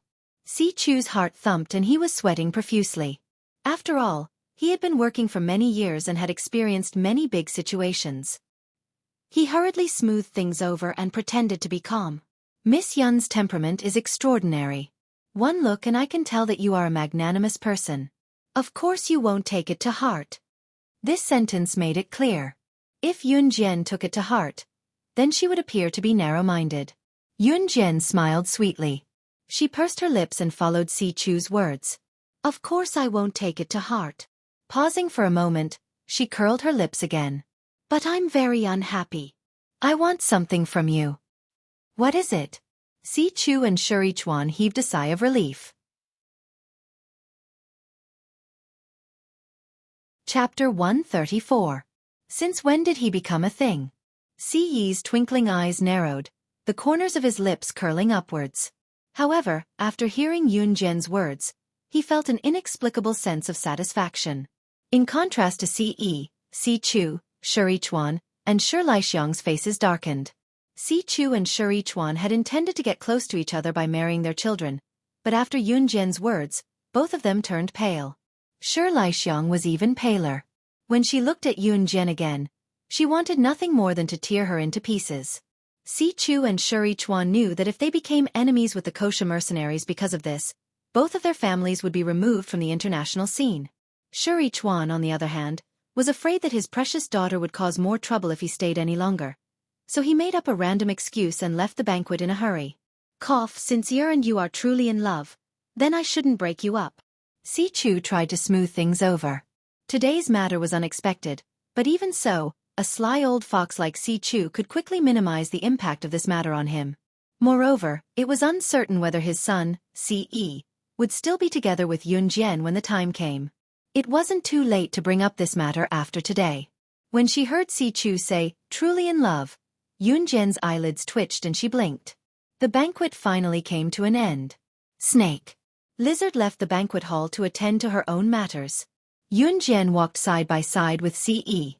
Suddenly, she reached out and poked Si's arm, winking mischievously as she teased, "I even sacrificed my reputation to help you just now.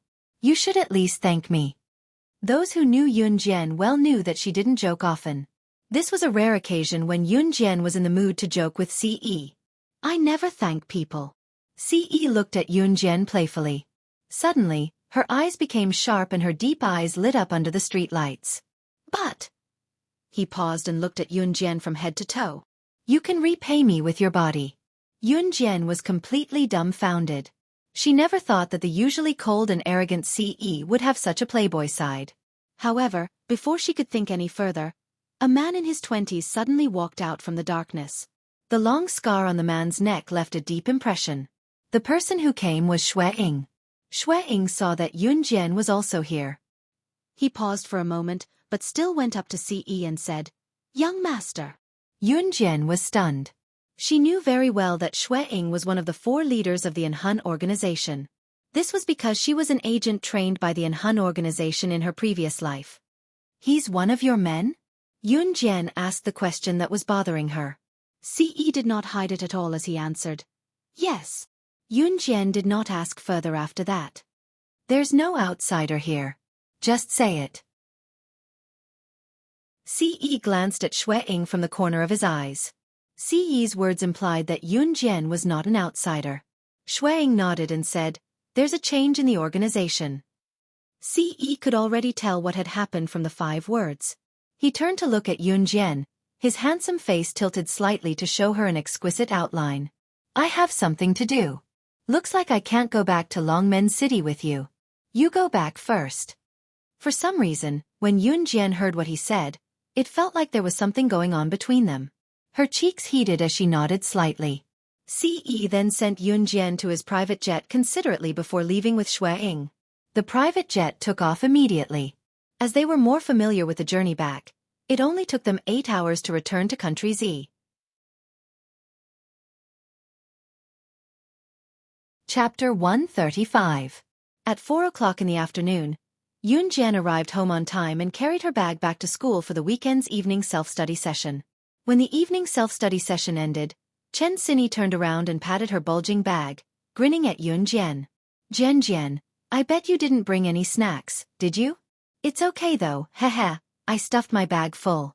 We'll eat together tomorrow."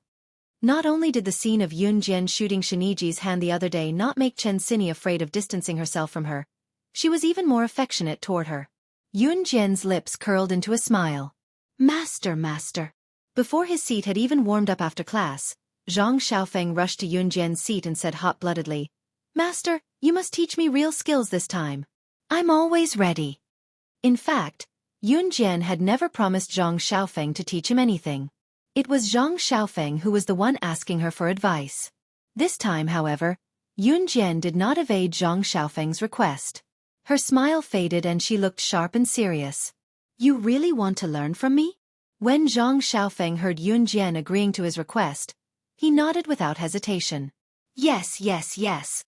His reaction was so quick that it was as if he was afraid that Yun Jian would go back on her word. "All right. I'll teach you."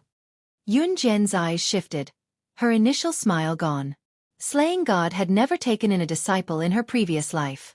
All this while, Zhang Xiaofan had been calling her master, but she had never agreed to his request. Today, she planned to make an exception. Yun Jian paused for a moment, and a vicious aura emanated from her body. She looked at Zhang Xiaofan and said to him in a fierce tone, without the slightest hint of joking, "Be my disciple. I will train you and make you a first-class expert, but the premise is that you are not allowed to complain no matter how hard it is. No matter how hard it is, you can only swallow it in your stomach. If you can't do it, you can say no now. But if you stop halfway, I'll let you know how close you are to death." Yun Jian didn't seem to be joking at all. There was only one meaning she wanted to express. Once you enter this circle, you can't leave. Even if you die, you have to kneel until the end. What's more, if her disciple couldn't even endure this bit of hardship, what right did she have to stand on the same side as her? Slaying God would never accept weaklings around her. Zhang Xiaofeng's eyelids twitched when he heard Yun Jian's words. He knew that Yun Jian was a woman of her words. However, he clenched his fists and said to Yun Jian with determination, "I can do it." "All right." Yun Jian smiled at him and said, "See you at the field tomorrow at 4 o'clock in the morning." "Ha! 4 o'clock?" Zhang Xiaofeng was stunned. 4 o'clock in the south was not even dawn yet. Yun Jian shot him a fierce glare and Zhang Xiaofeng immediately swallowed his words. Chen Sini watched from the side and snickered. Early the next morning, the sky was still dark. As expected, Zhang Xiaofeng was caught by Yun Jian for training in the field. Zhang Xiaofeng didn't have any foundation in killing moves. Fortunately, his body was flexible and he said that he had practiced judo and taekwondo before. Yun Jian made him run around the field. She didn't want to train him to be an expert in fighting. Instead, she wanted him to be someone who could protect himself and kill a high-level assassin. After a whole morning of training, Zhang Xiaofeng was exhausted. However, he obeyed what he said earlier and didn't complain at all. Both of them only walked out of the field and headed to the classroom at 5:50 a.m. At 6:20 a.m. a bus contracted by the school arrived outside the school. The teachers arranged seats for the students one by one, and the bus headed to the location of the spring outing, the forest park. Sitting in the bus, Yun Jian looked at the youthful and excited faces of the students around her and could not help but smile. Chapter 136. Forest Park was a first-class botanical park in Longmen City. There were professional gardeners taking care of the flora and fauna in the park. At the same time, there were many game venues and an empty plot of land for tourists to have a barbecue. Therefore, there was an endless stream of tourists visiting during the cool seasons of spring and autumn. Once they got off the bus, the teachers allowed the students to do whatever they wanted. Chen Sini pulled Yun Jian along as she looked around and walked quickly. Zhang Xiaofeng, who was behind them, carried 2 heavy school bags and ran to catch up. He could not help grumbling to Chen Sini. F***CKU Chen Sini. These bags are so heavy and you have the nerve to ask me to carry them for you. Haha, just take it as training for you. Here, I'm helping you train your physique better. You should be thanking me. Chen Sini stomped her feet and chuckled cheekily. Jian, there's a game of shooting balloons with toy guns over there. You can even win a big doll if you hit the jackpot. You're so accurate, let's go over and play. Chen Sini tugged Yun Jian and ran over excitedly. Zhang Xiaofeng wiped his sweat and groaned inwardly as he carried the 2 heavy school bags. In the end, he gritted his teeth and followed them angrily. The balloon shooting game had only become popular recently. It was available in some parks, scenic spots, or large entertainment venues. Little boys liked to play with toy pistols, sniper rifles, and rifles. This balloon shooting game used this kind of toy rifle to shoot balloons. The bullet fired by the rifle was only a small bullet the size of a soybean. It was not a real bullet and had no lethality, so even if it hit, there was no danger at all. Of course, there was a limit to the number of bullets used in the balloon shooting game. After paying the corresponding amount, the player could shoot 15 bullets and burst a few balloons with each bullet. The corresponding prize would be given according to the number of balloons burst. If each of the 15 bullets could burst a balloon, the player could win the biggest prize, a big doll about a meter in size. Of course, these toy rifles had been tampered with by the boss, so the bullets fired from them were all off target. Otherwise, if everyone got shot, the boss would definitely suffer a loss. "Boss, we want to play once." Chen Xinyi pulled Yun Jian to stand in front of the balloon shooting game table, paid the money, and giggled. The boss was a fat, middle-aged man with a bald head. When he saw that Chen Xinyi and Yun Jian were playing his game, he rubbed his hands and smiled so widely that his eyes almost became a line. Reaching out to take the money, he was secretly happy, but his mouth said, "Okay." His balloon shooting game was designed to earn the most money from students like Chen Xinyi and Yun Jian. At this moment, he was naturally overjoyed. He thought, "Look, 2 more female students have come to give me money. How could people like them hit the jackpot?" At that time, as long as there was a small prize, he would make a profit again. Since Yun Jian and Chen Xinyi were the prettiest and there was also Zhang Xiaofan, a popular figure in school, the balloon shooting game gradually attracted a group of students who came to watch the show. "Jian Jian, you do it." Chen Xinyi passed the toy rifle to Yun Jian and pointed at a big doll excitedly, telling Yun Jian, "Jian Jian, you can do it. I want that big doll. It's so cute." Yun Jian smiled and took the toy rifle, but she was not ready to aim. "Sis Xinyi, why didn't you let me have that doll if you want it?" A man's teasing voice interrupted the conversation and said to Chen Xinyi, "Sis Xinyi, why didn't you let me have that doll if you wanted it?" Everyone looked over at the voice and saw a good-looking boy who was slightly tall and slender walking over. He went to Chen Xinyi arrogantly and looked at the toy rifle in Yun Jian's hand before he spoke to Chen Xinyi again in a boastful tone. "Sis Xinyi, have you forgotten that I've officially learned marksmanship from a master? If you want this doll, you can't let a little beauty shoot it for you instead of me." Chapter 137. As the boy spoke, he reached for the toy rifle in Yun Jian's hand. With a frown, Yun Jian turned her hand away and avoided the boy's hand. The boy did not feel awkward as he chuckled and studied Yun Jian from head to toe. "Pretty girl, you won't be able to hit a balloon with a gun like this. Why don't I teach you how to do it, Ling Yichen, aren't you annoying? We're having fun on our own. Are you done?" Chen Xinyi could not help yelling at the boy. Ling Yichen was the son of Chen Xinyi's father's business partner. He could be considered her childhood playmate as well. However, due to Ling Yichen's boastful personality, Chen Xinyi did not like to play with him since they were young. Ling Yichen was also known as a playboy in school. Due to his good looks and prominent family background, many girls admired him. He was a boy who changed girlfriends more frequently than he changed clothes. It was because of this that Chen Xinyi kept a respectful distance from him. "Aya, Sister Xinyi. Who are we? Don't make it sound like we're so distant." Ling Yichen was indeed a master flirt. He managed to turn the awkward situation around with just a few sentences. In spite of it, Ling Yichen's dark eyes were fixed on Yun Jian as he spoke to Chen Xinyi, looking like he was deep in thought. Chen Xinyi was dumbfounded for a moment before she realized what was going on. Was Ling Yichen trying to set his sights on Jian Jian? She quickly pulled Yun Jian behind her and said to Ling Yichen, "Ling Yichen, don't think I don't know what you're thinking. Jian Jian is my friend. Don't you dare set your sights on her." "That's right. Xinyi, your cousin supports you." Zhang Xiaofan chimed in from the side. It was rare for the siblings to be united for once. The atmosphere then turned a little strange.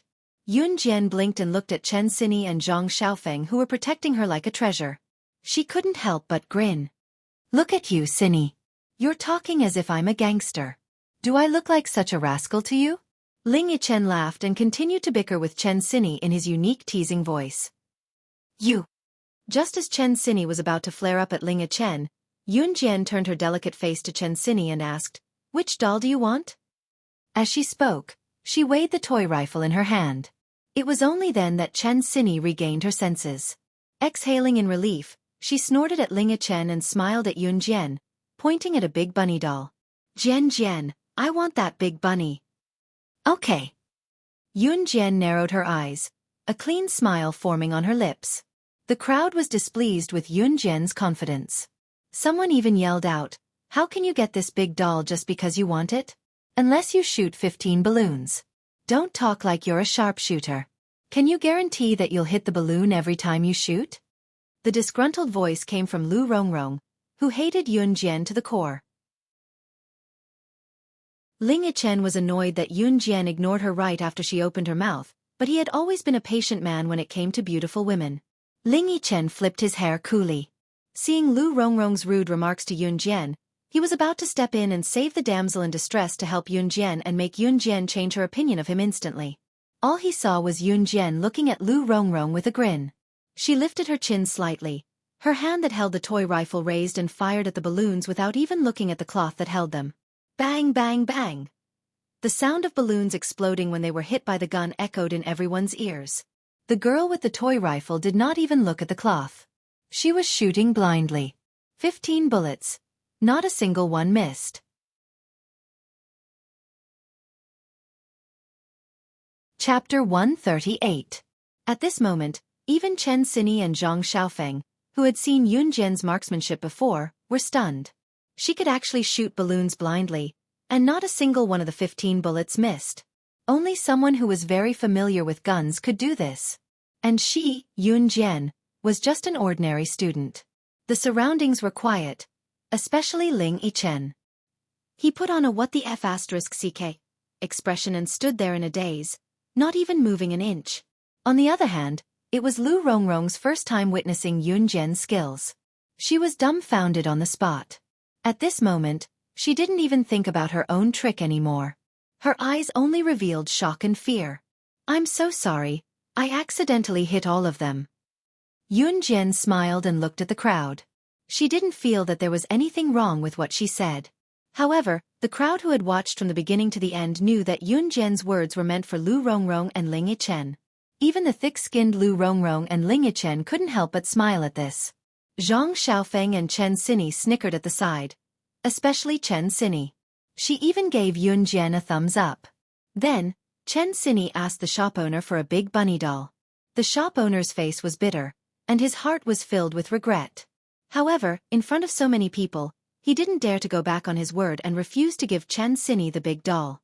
If he went back on his word in front of everyone, who would dare to play his game of shooting balloons? Then how would he earn money? The shop owner's face drooped, and he slowly and unwillingly handed the big bunny doll to Chen Xinyi. Chen Xinyi held the big bunny doll happily. She even shook the big bunny doll at Ling Yichen and made a funny face. In the end, Lu Rongrong ran away with her tail between her legs. Before she left, she even flashed a wicked smile. Whenever she thought of the mysterious woman she met last night, who said that she would help her teach Yun Jian a lesson, she couldn't help but feel happy.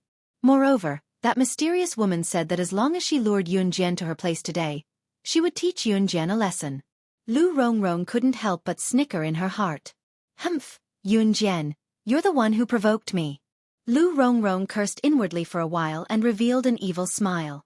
She had already thought of a solution. Forest Park was a scenic spot located in a primeval forest. Later generations had only transformed the forest, but the scenery in the park was all from nature. Therefore, it gave people a pristine feeling, allowing people to breathe in waves of fresh air while standing in it. After the balloon shooting game, Yun Jian, Chen Xinyi, and the others sat on a tranquil lawn in the park. The surrounding trees provided shade, and the branches and leaves of the trees acted as a shelter, so they were not afraid of being exposed to the scorching sun at noon. Not only did Ling Yichen not leave because of that incident, he even shamelessly followed Yun Jian and the rest. Yun Jian and the rest did not purposely stop him. They just treated him as if he did not exist. Chen Xinyi sat for a while and opened countless bags of snacks. The snacks were dry in her mouth and she even drank a lot of water in the morning, so she felt the urge to pee now. "Jian, I'm going to the washroom. You stay here. You have to keep an eye on the rest of the snacks. We can't let the two dumb pigs, Zhang Xiaofan and Ling Yichen, eat them no matter what." Chen Xinyi declared her sovereignty over the snacks domineeringly with her hands on her hips and turned to run to the washroom. Yun Jian could not help smiling with her lips pressed together. Zhang Xiaofan and Ling Yichen who were called out had their lips twitched instead. It was only about 25 minutes later that Chen Xinyi had yet to return from the washroom. Yun Jian could not help frowning. The washroom was not far from here. Even if Chen Xinyi wanted to go to the washroom, she should not have taken so long. Xinyi didn't fall into a trap, did she? Haha. Zhang Xiaofeng broke the silence with a chuckle, stuffing a mouthful of chips into his mouth. No. Yun Jian looked down and stood up abruptly to walk to the washroom. What's wrong? Zhang Xiaofeng stopped teasing as well, sensing the unusual atmosphere in Yun Jian. At this moment, a girl ran over from outside the lawn, panting. She was a girl in her class who did not like to talk much, but she was running frantically. She ran to Yun Jian and the rest in fear and shouted timidly, Chen Sini she was. The girl could not catch her breath.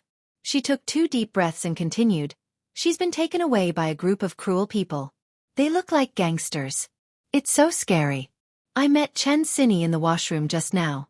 We came out of the washroom together and that group of people rushed up and took her away. Sob, sob, sob.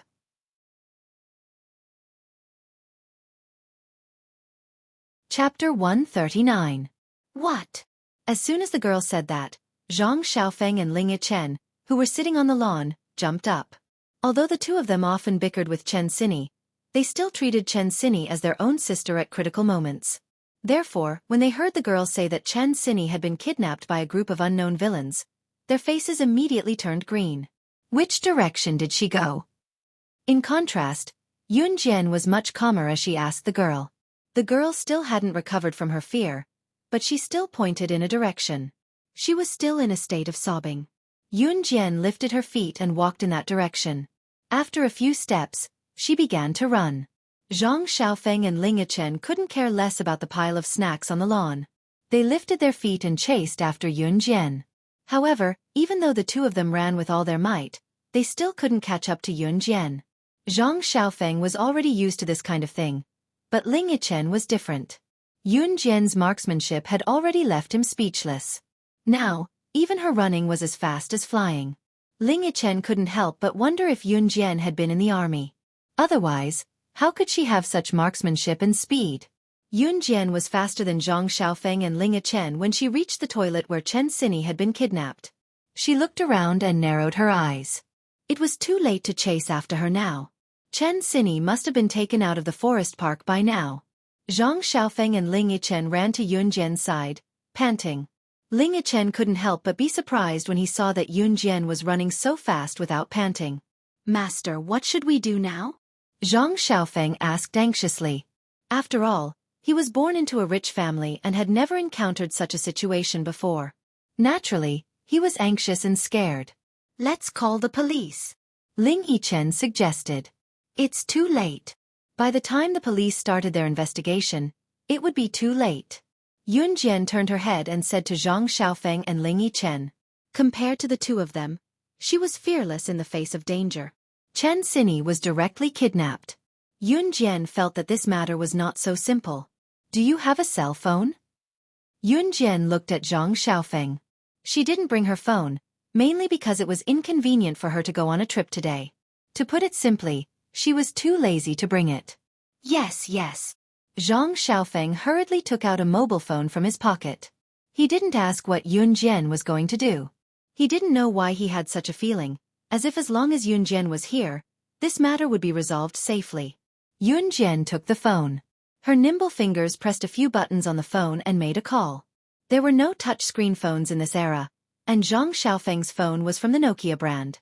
Nokia was a brand that had become popular recently. Zhang Xiaofeng could keep up with the trend, which meant that his family was indeed rich. Beep, beep, beep. The call was picked up immediately. After the call was connected, there was no sound from the other side. Yun Jian's call was directly to the headquarters of the Wuxia mercenaries intelligence team. The Wuxia mercenaries intelligence team was distributed all over the world. Even if there were some changes in the local feng shui of various countries, the intelligence team would also collect information. Chen Sini had been kidnapped. Yun Jian would ask the intelligence team to investigate thoroughly and get the news as soon as possible. At the same time, the intelligence team of the Wuxia mercenaries would not speak first when they answered the phone. To kill is to stop, to become a god. Yun Jian opened her mouth and uttered the code for intelligence gathering with the intelligence team in fluent English.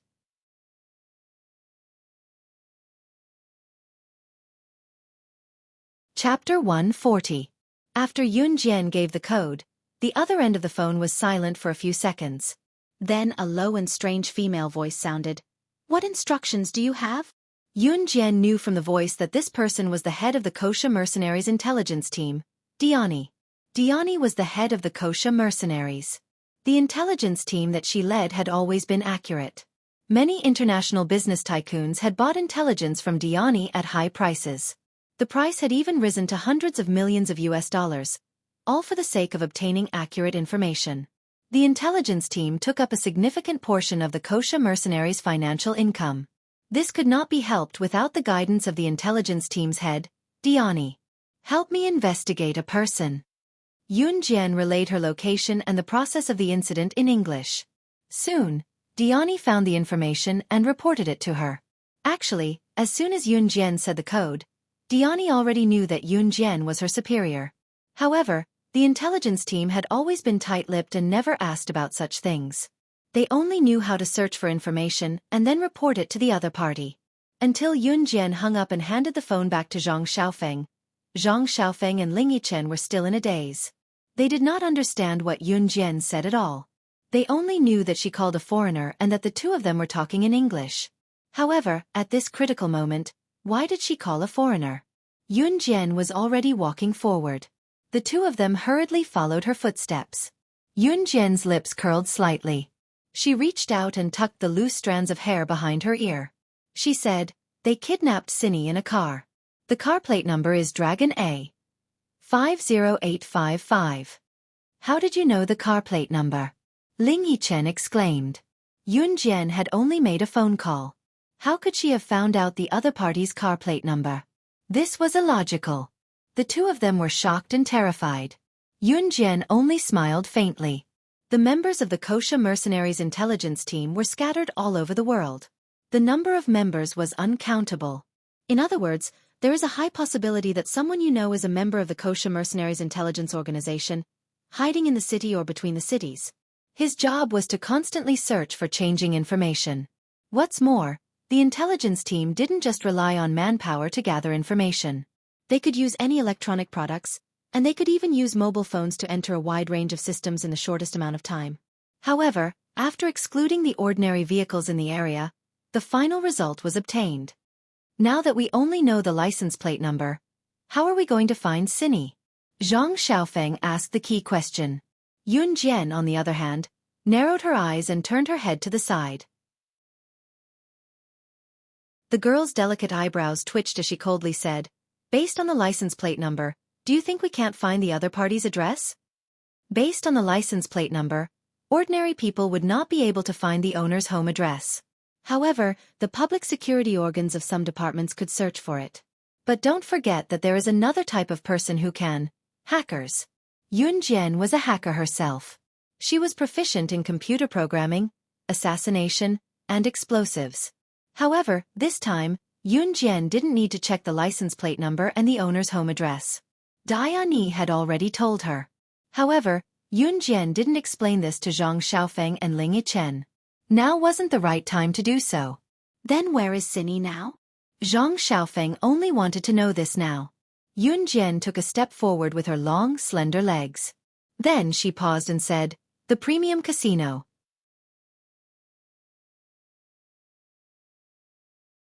Chapter 141. The finest casino was a casino in itself, where all the gamblers gathered together. The casino itself belonged to the second largest mafia group in Longmen City, the Nine Valleys Gang. There were two major mafia groups in Longmen City. The first was Dragon Head Gang while the second was the Nine Valleys Gang. Su Ziqian's Dragon Head Gang had tens of thousands of brothers and owned all the bars and night markets in Longmen City. Su Ziqian was also a member of the Kosha mercenaries, so his position as a mafia boss was secure. However, the second largest mafia group in Longmen City, the Nine Valleys Gang, was not to be underestimated. Other than Dragon Head Gang, the Nine Valleys Gang was the second largest mafia group. Even if they did not have tens of thousands of brothers, they were close to this number. Moreover, he had divided many regions. Even Longmen City's top casino, the famous Prime Casino, belonged to the Nine Valleys Gang. As the saying goes, a mountain cannot accommodate two tigers. As the underworld boss, Su Ziqian naturally wanted to eliminate the Nine Valleys Gang, the only big gang that could threaten him. In spite of this, He did not have the strength to do so. The Kosha mercenaries could send someone to help him win a match, but they would not go to such lengths to eliminate the Nine Valleys gang that was a threat to him. A mere mafia boss of Longmen City. It was unrealistic. In addition, the Nine Valleys gang's influence was not weak, especially in recent years when they had gained more power. Su Zetian could no longer eliminate them with his Dragon Head gang's influence alone, so he could only let them continue to develop. Yun Jian and the other two did not have time to inform their homeroom teacher as they left the forest park and hailed a taxi to the Prime Casino. To be honest, Zhang Xiaofeng and Ling Yichen were still rather fearful of places like the Prime Casino. The term mafia was enough to send chills down one's spine. Nine Valleys Gang.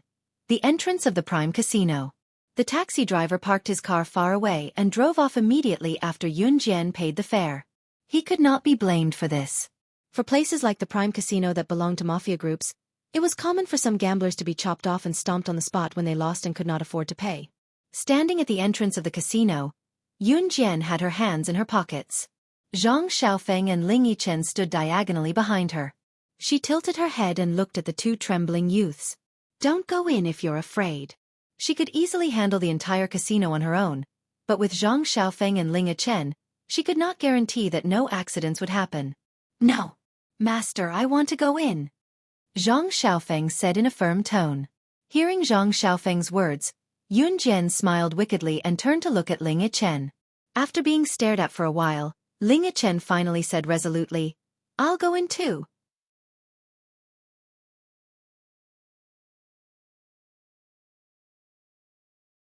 Chapter 142.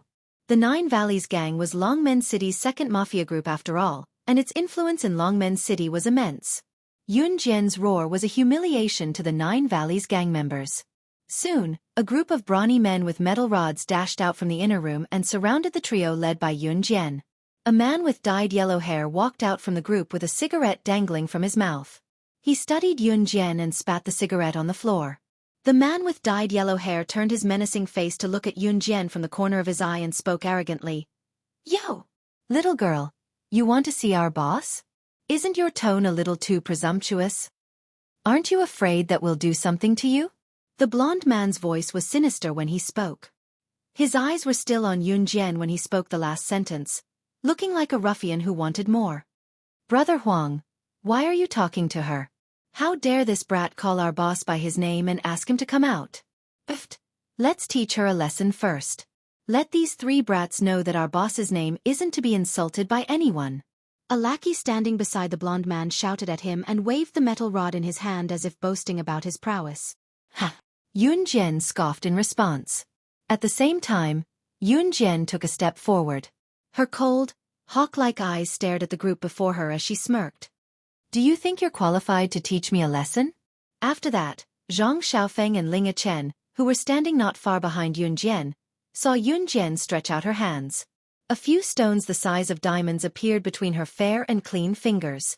She waved her hands and hurled the stones out. These stones were like several sharp swords, and with frightening speed and accuracy, they smashed towards the group of strong men holding iron rods. Plop, plop. An orderly sound rang out.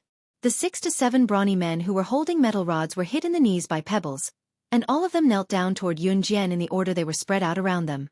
Zhang Xiaofeng and Ling Yichen were completely dumbfounded. Both of them thought that Yun Jian's ability had been unleashed to its fullest when she was shooting.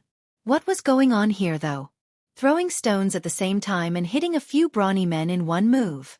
It was impossible to execute such a move without extremely precise technique. They had only seen such a scene in a movie where an assassin killed someone. Yun Jian knew how to kill people? Both of them were dumbfounded. Let's go. Yun Jian turned her head to instruct Zhang Xiaofeng and Ling Yichen. Then, she stepped over the group of brawny men who were kneeling on the ground and had no idea what had just happened. She had picked up these stones from the lawn in the park.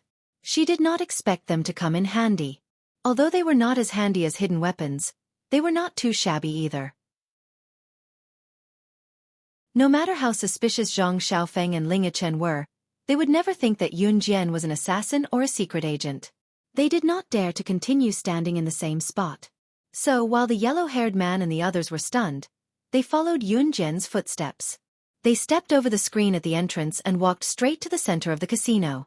In the center of the casino, wave after wave of gamblers sat together, making a racket. Big. Big. I'll bet on big. Small. Small. Small. This round will definitely be small. The gamblers were having a good time. Their tireless voices echoed throughout the casino. At this moment, Yun Jian led Zhang Xiaofeng and Ling Yichen around the lively casino and walked straight to the back door.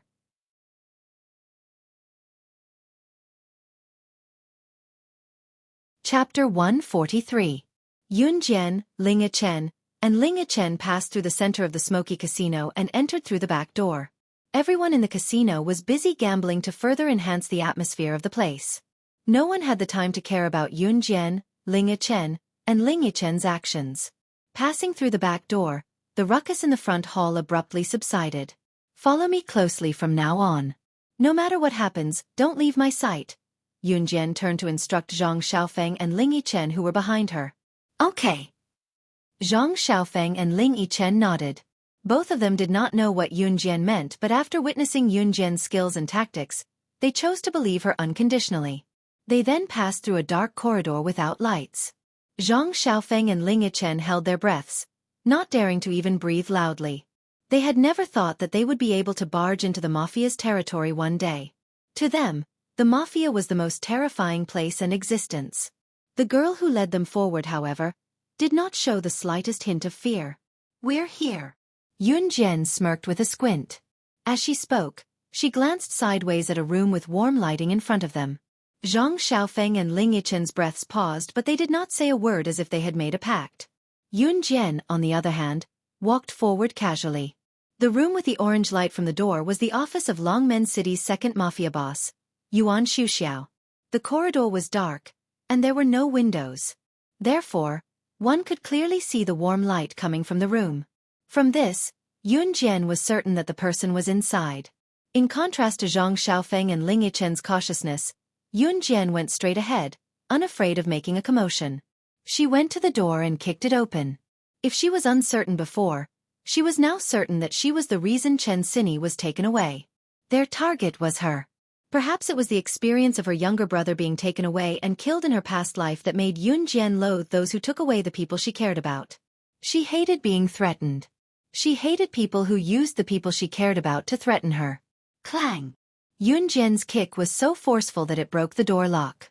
It was a testament to her strength. At the same time, not only Zhang Xiaofeng and Ling Yichen shuddered, the people inside the room felt their eyelids twitching. There were 3 people standing in the room. The middle-aged man in a suit standing in the middle of the trio was the Nine Valleys gang's boss, Yuan Xuxiao. When Yuan Xuxiao heard the door's broken door lock, he shuddered and goosebumps all over his body. The other 2 men standing next to Yuan Xuxiao did not look any better. Just when the 3 people in the room were staring at the young girl who had broken through the door, they saw the young girl raise her foot and walk into the room. She used her sharp and deep eyes to look at Yuan Xuxiao. She called out Yuan Xuxiao's full name directly, her tone scornful and arrogant. Yuan Xuxiao, are you declaring war against the kosher mercenaries by taking my people away? The girl's tone was frivolous, but her words made Yuan Xuxiao and the other 3 men gasp.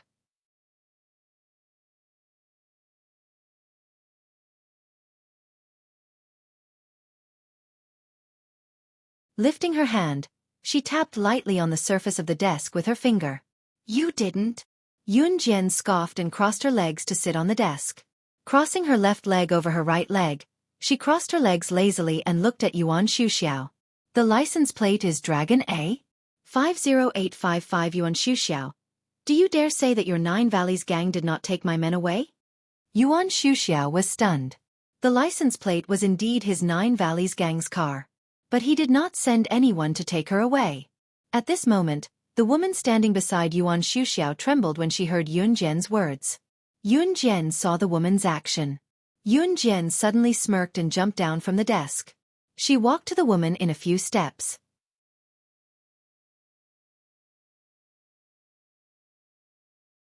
Chapter 145.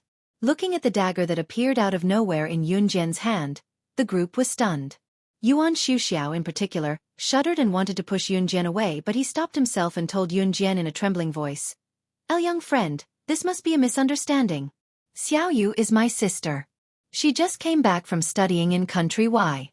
How could she have a grudge against you or your people? It's even more impossible for her to take your people away. Can you put the dagger down first? The woman was none other than Yuan Xiuxiao's biological sister, Yuan Xiaoyu. As the boss of Longmen City's second mafia group, Yuan Xiuxiao's position in Longmen City was second only to Su Zetian. He was also a big shot, but he had never shown weakness to anyone like today. She, Yun Jian, was the first. In spite of it, Yuan Xiuxiao had a feeling that if he angered Yun Jian, the dagger in her hand would really slit his sister's neck brutally.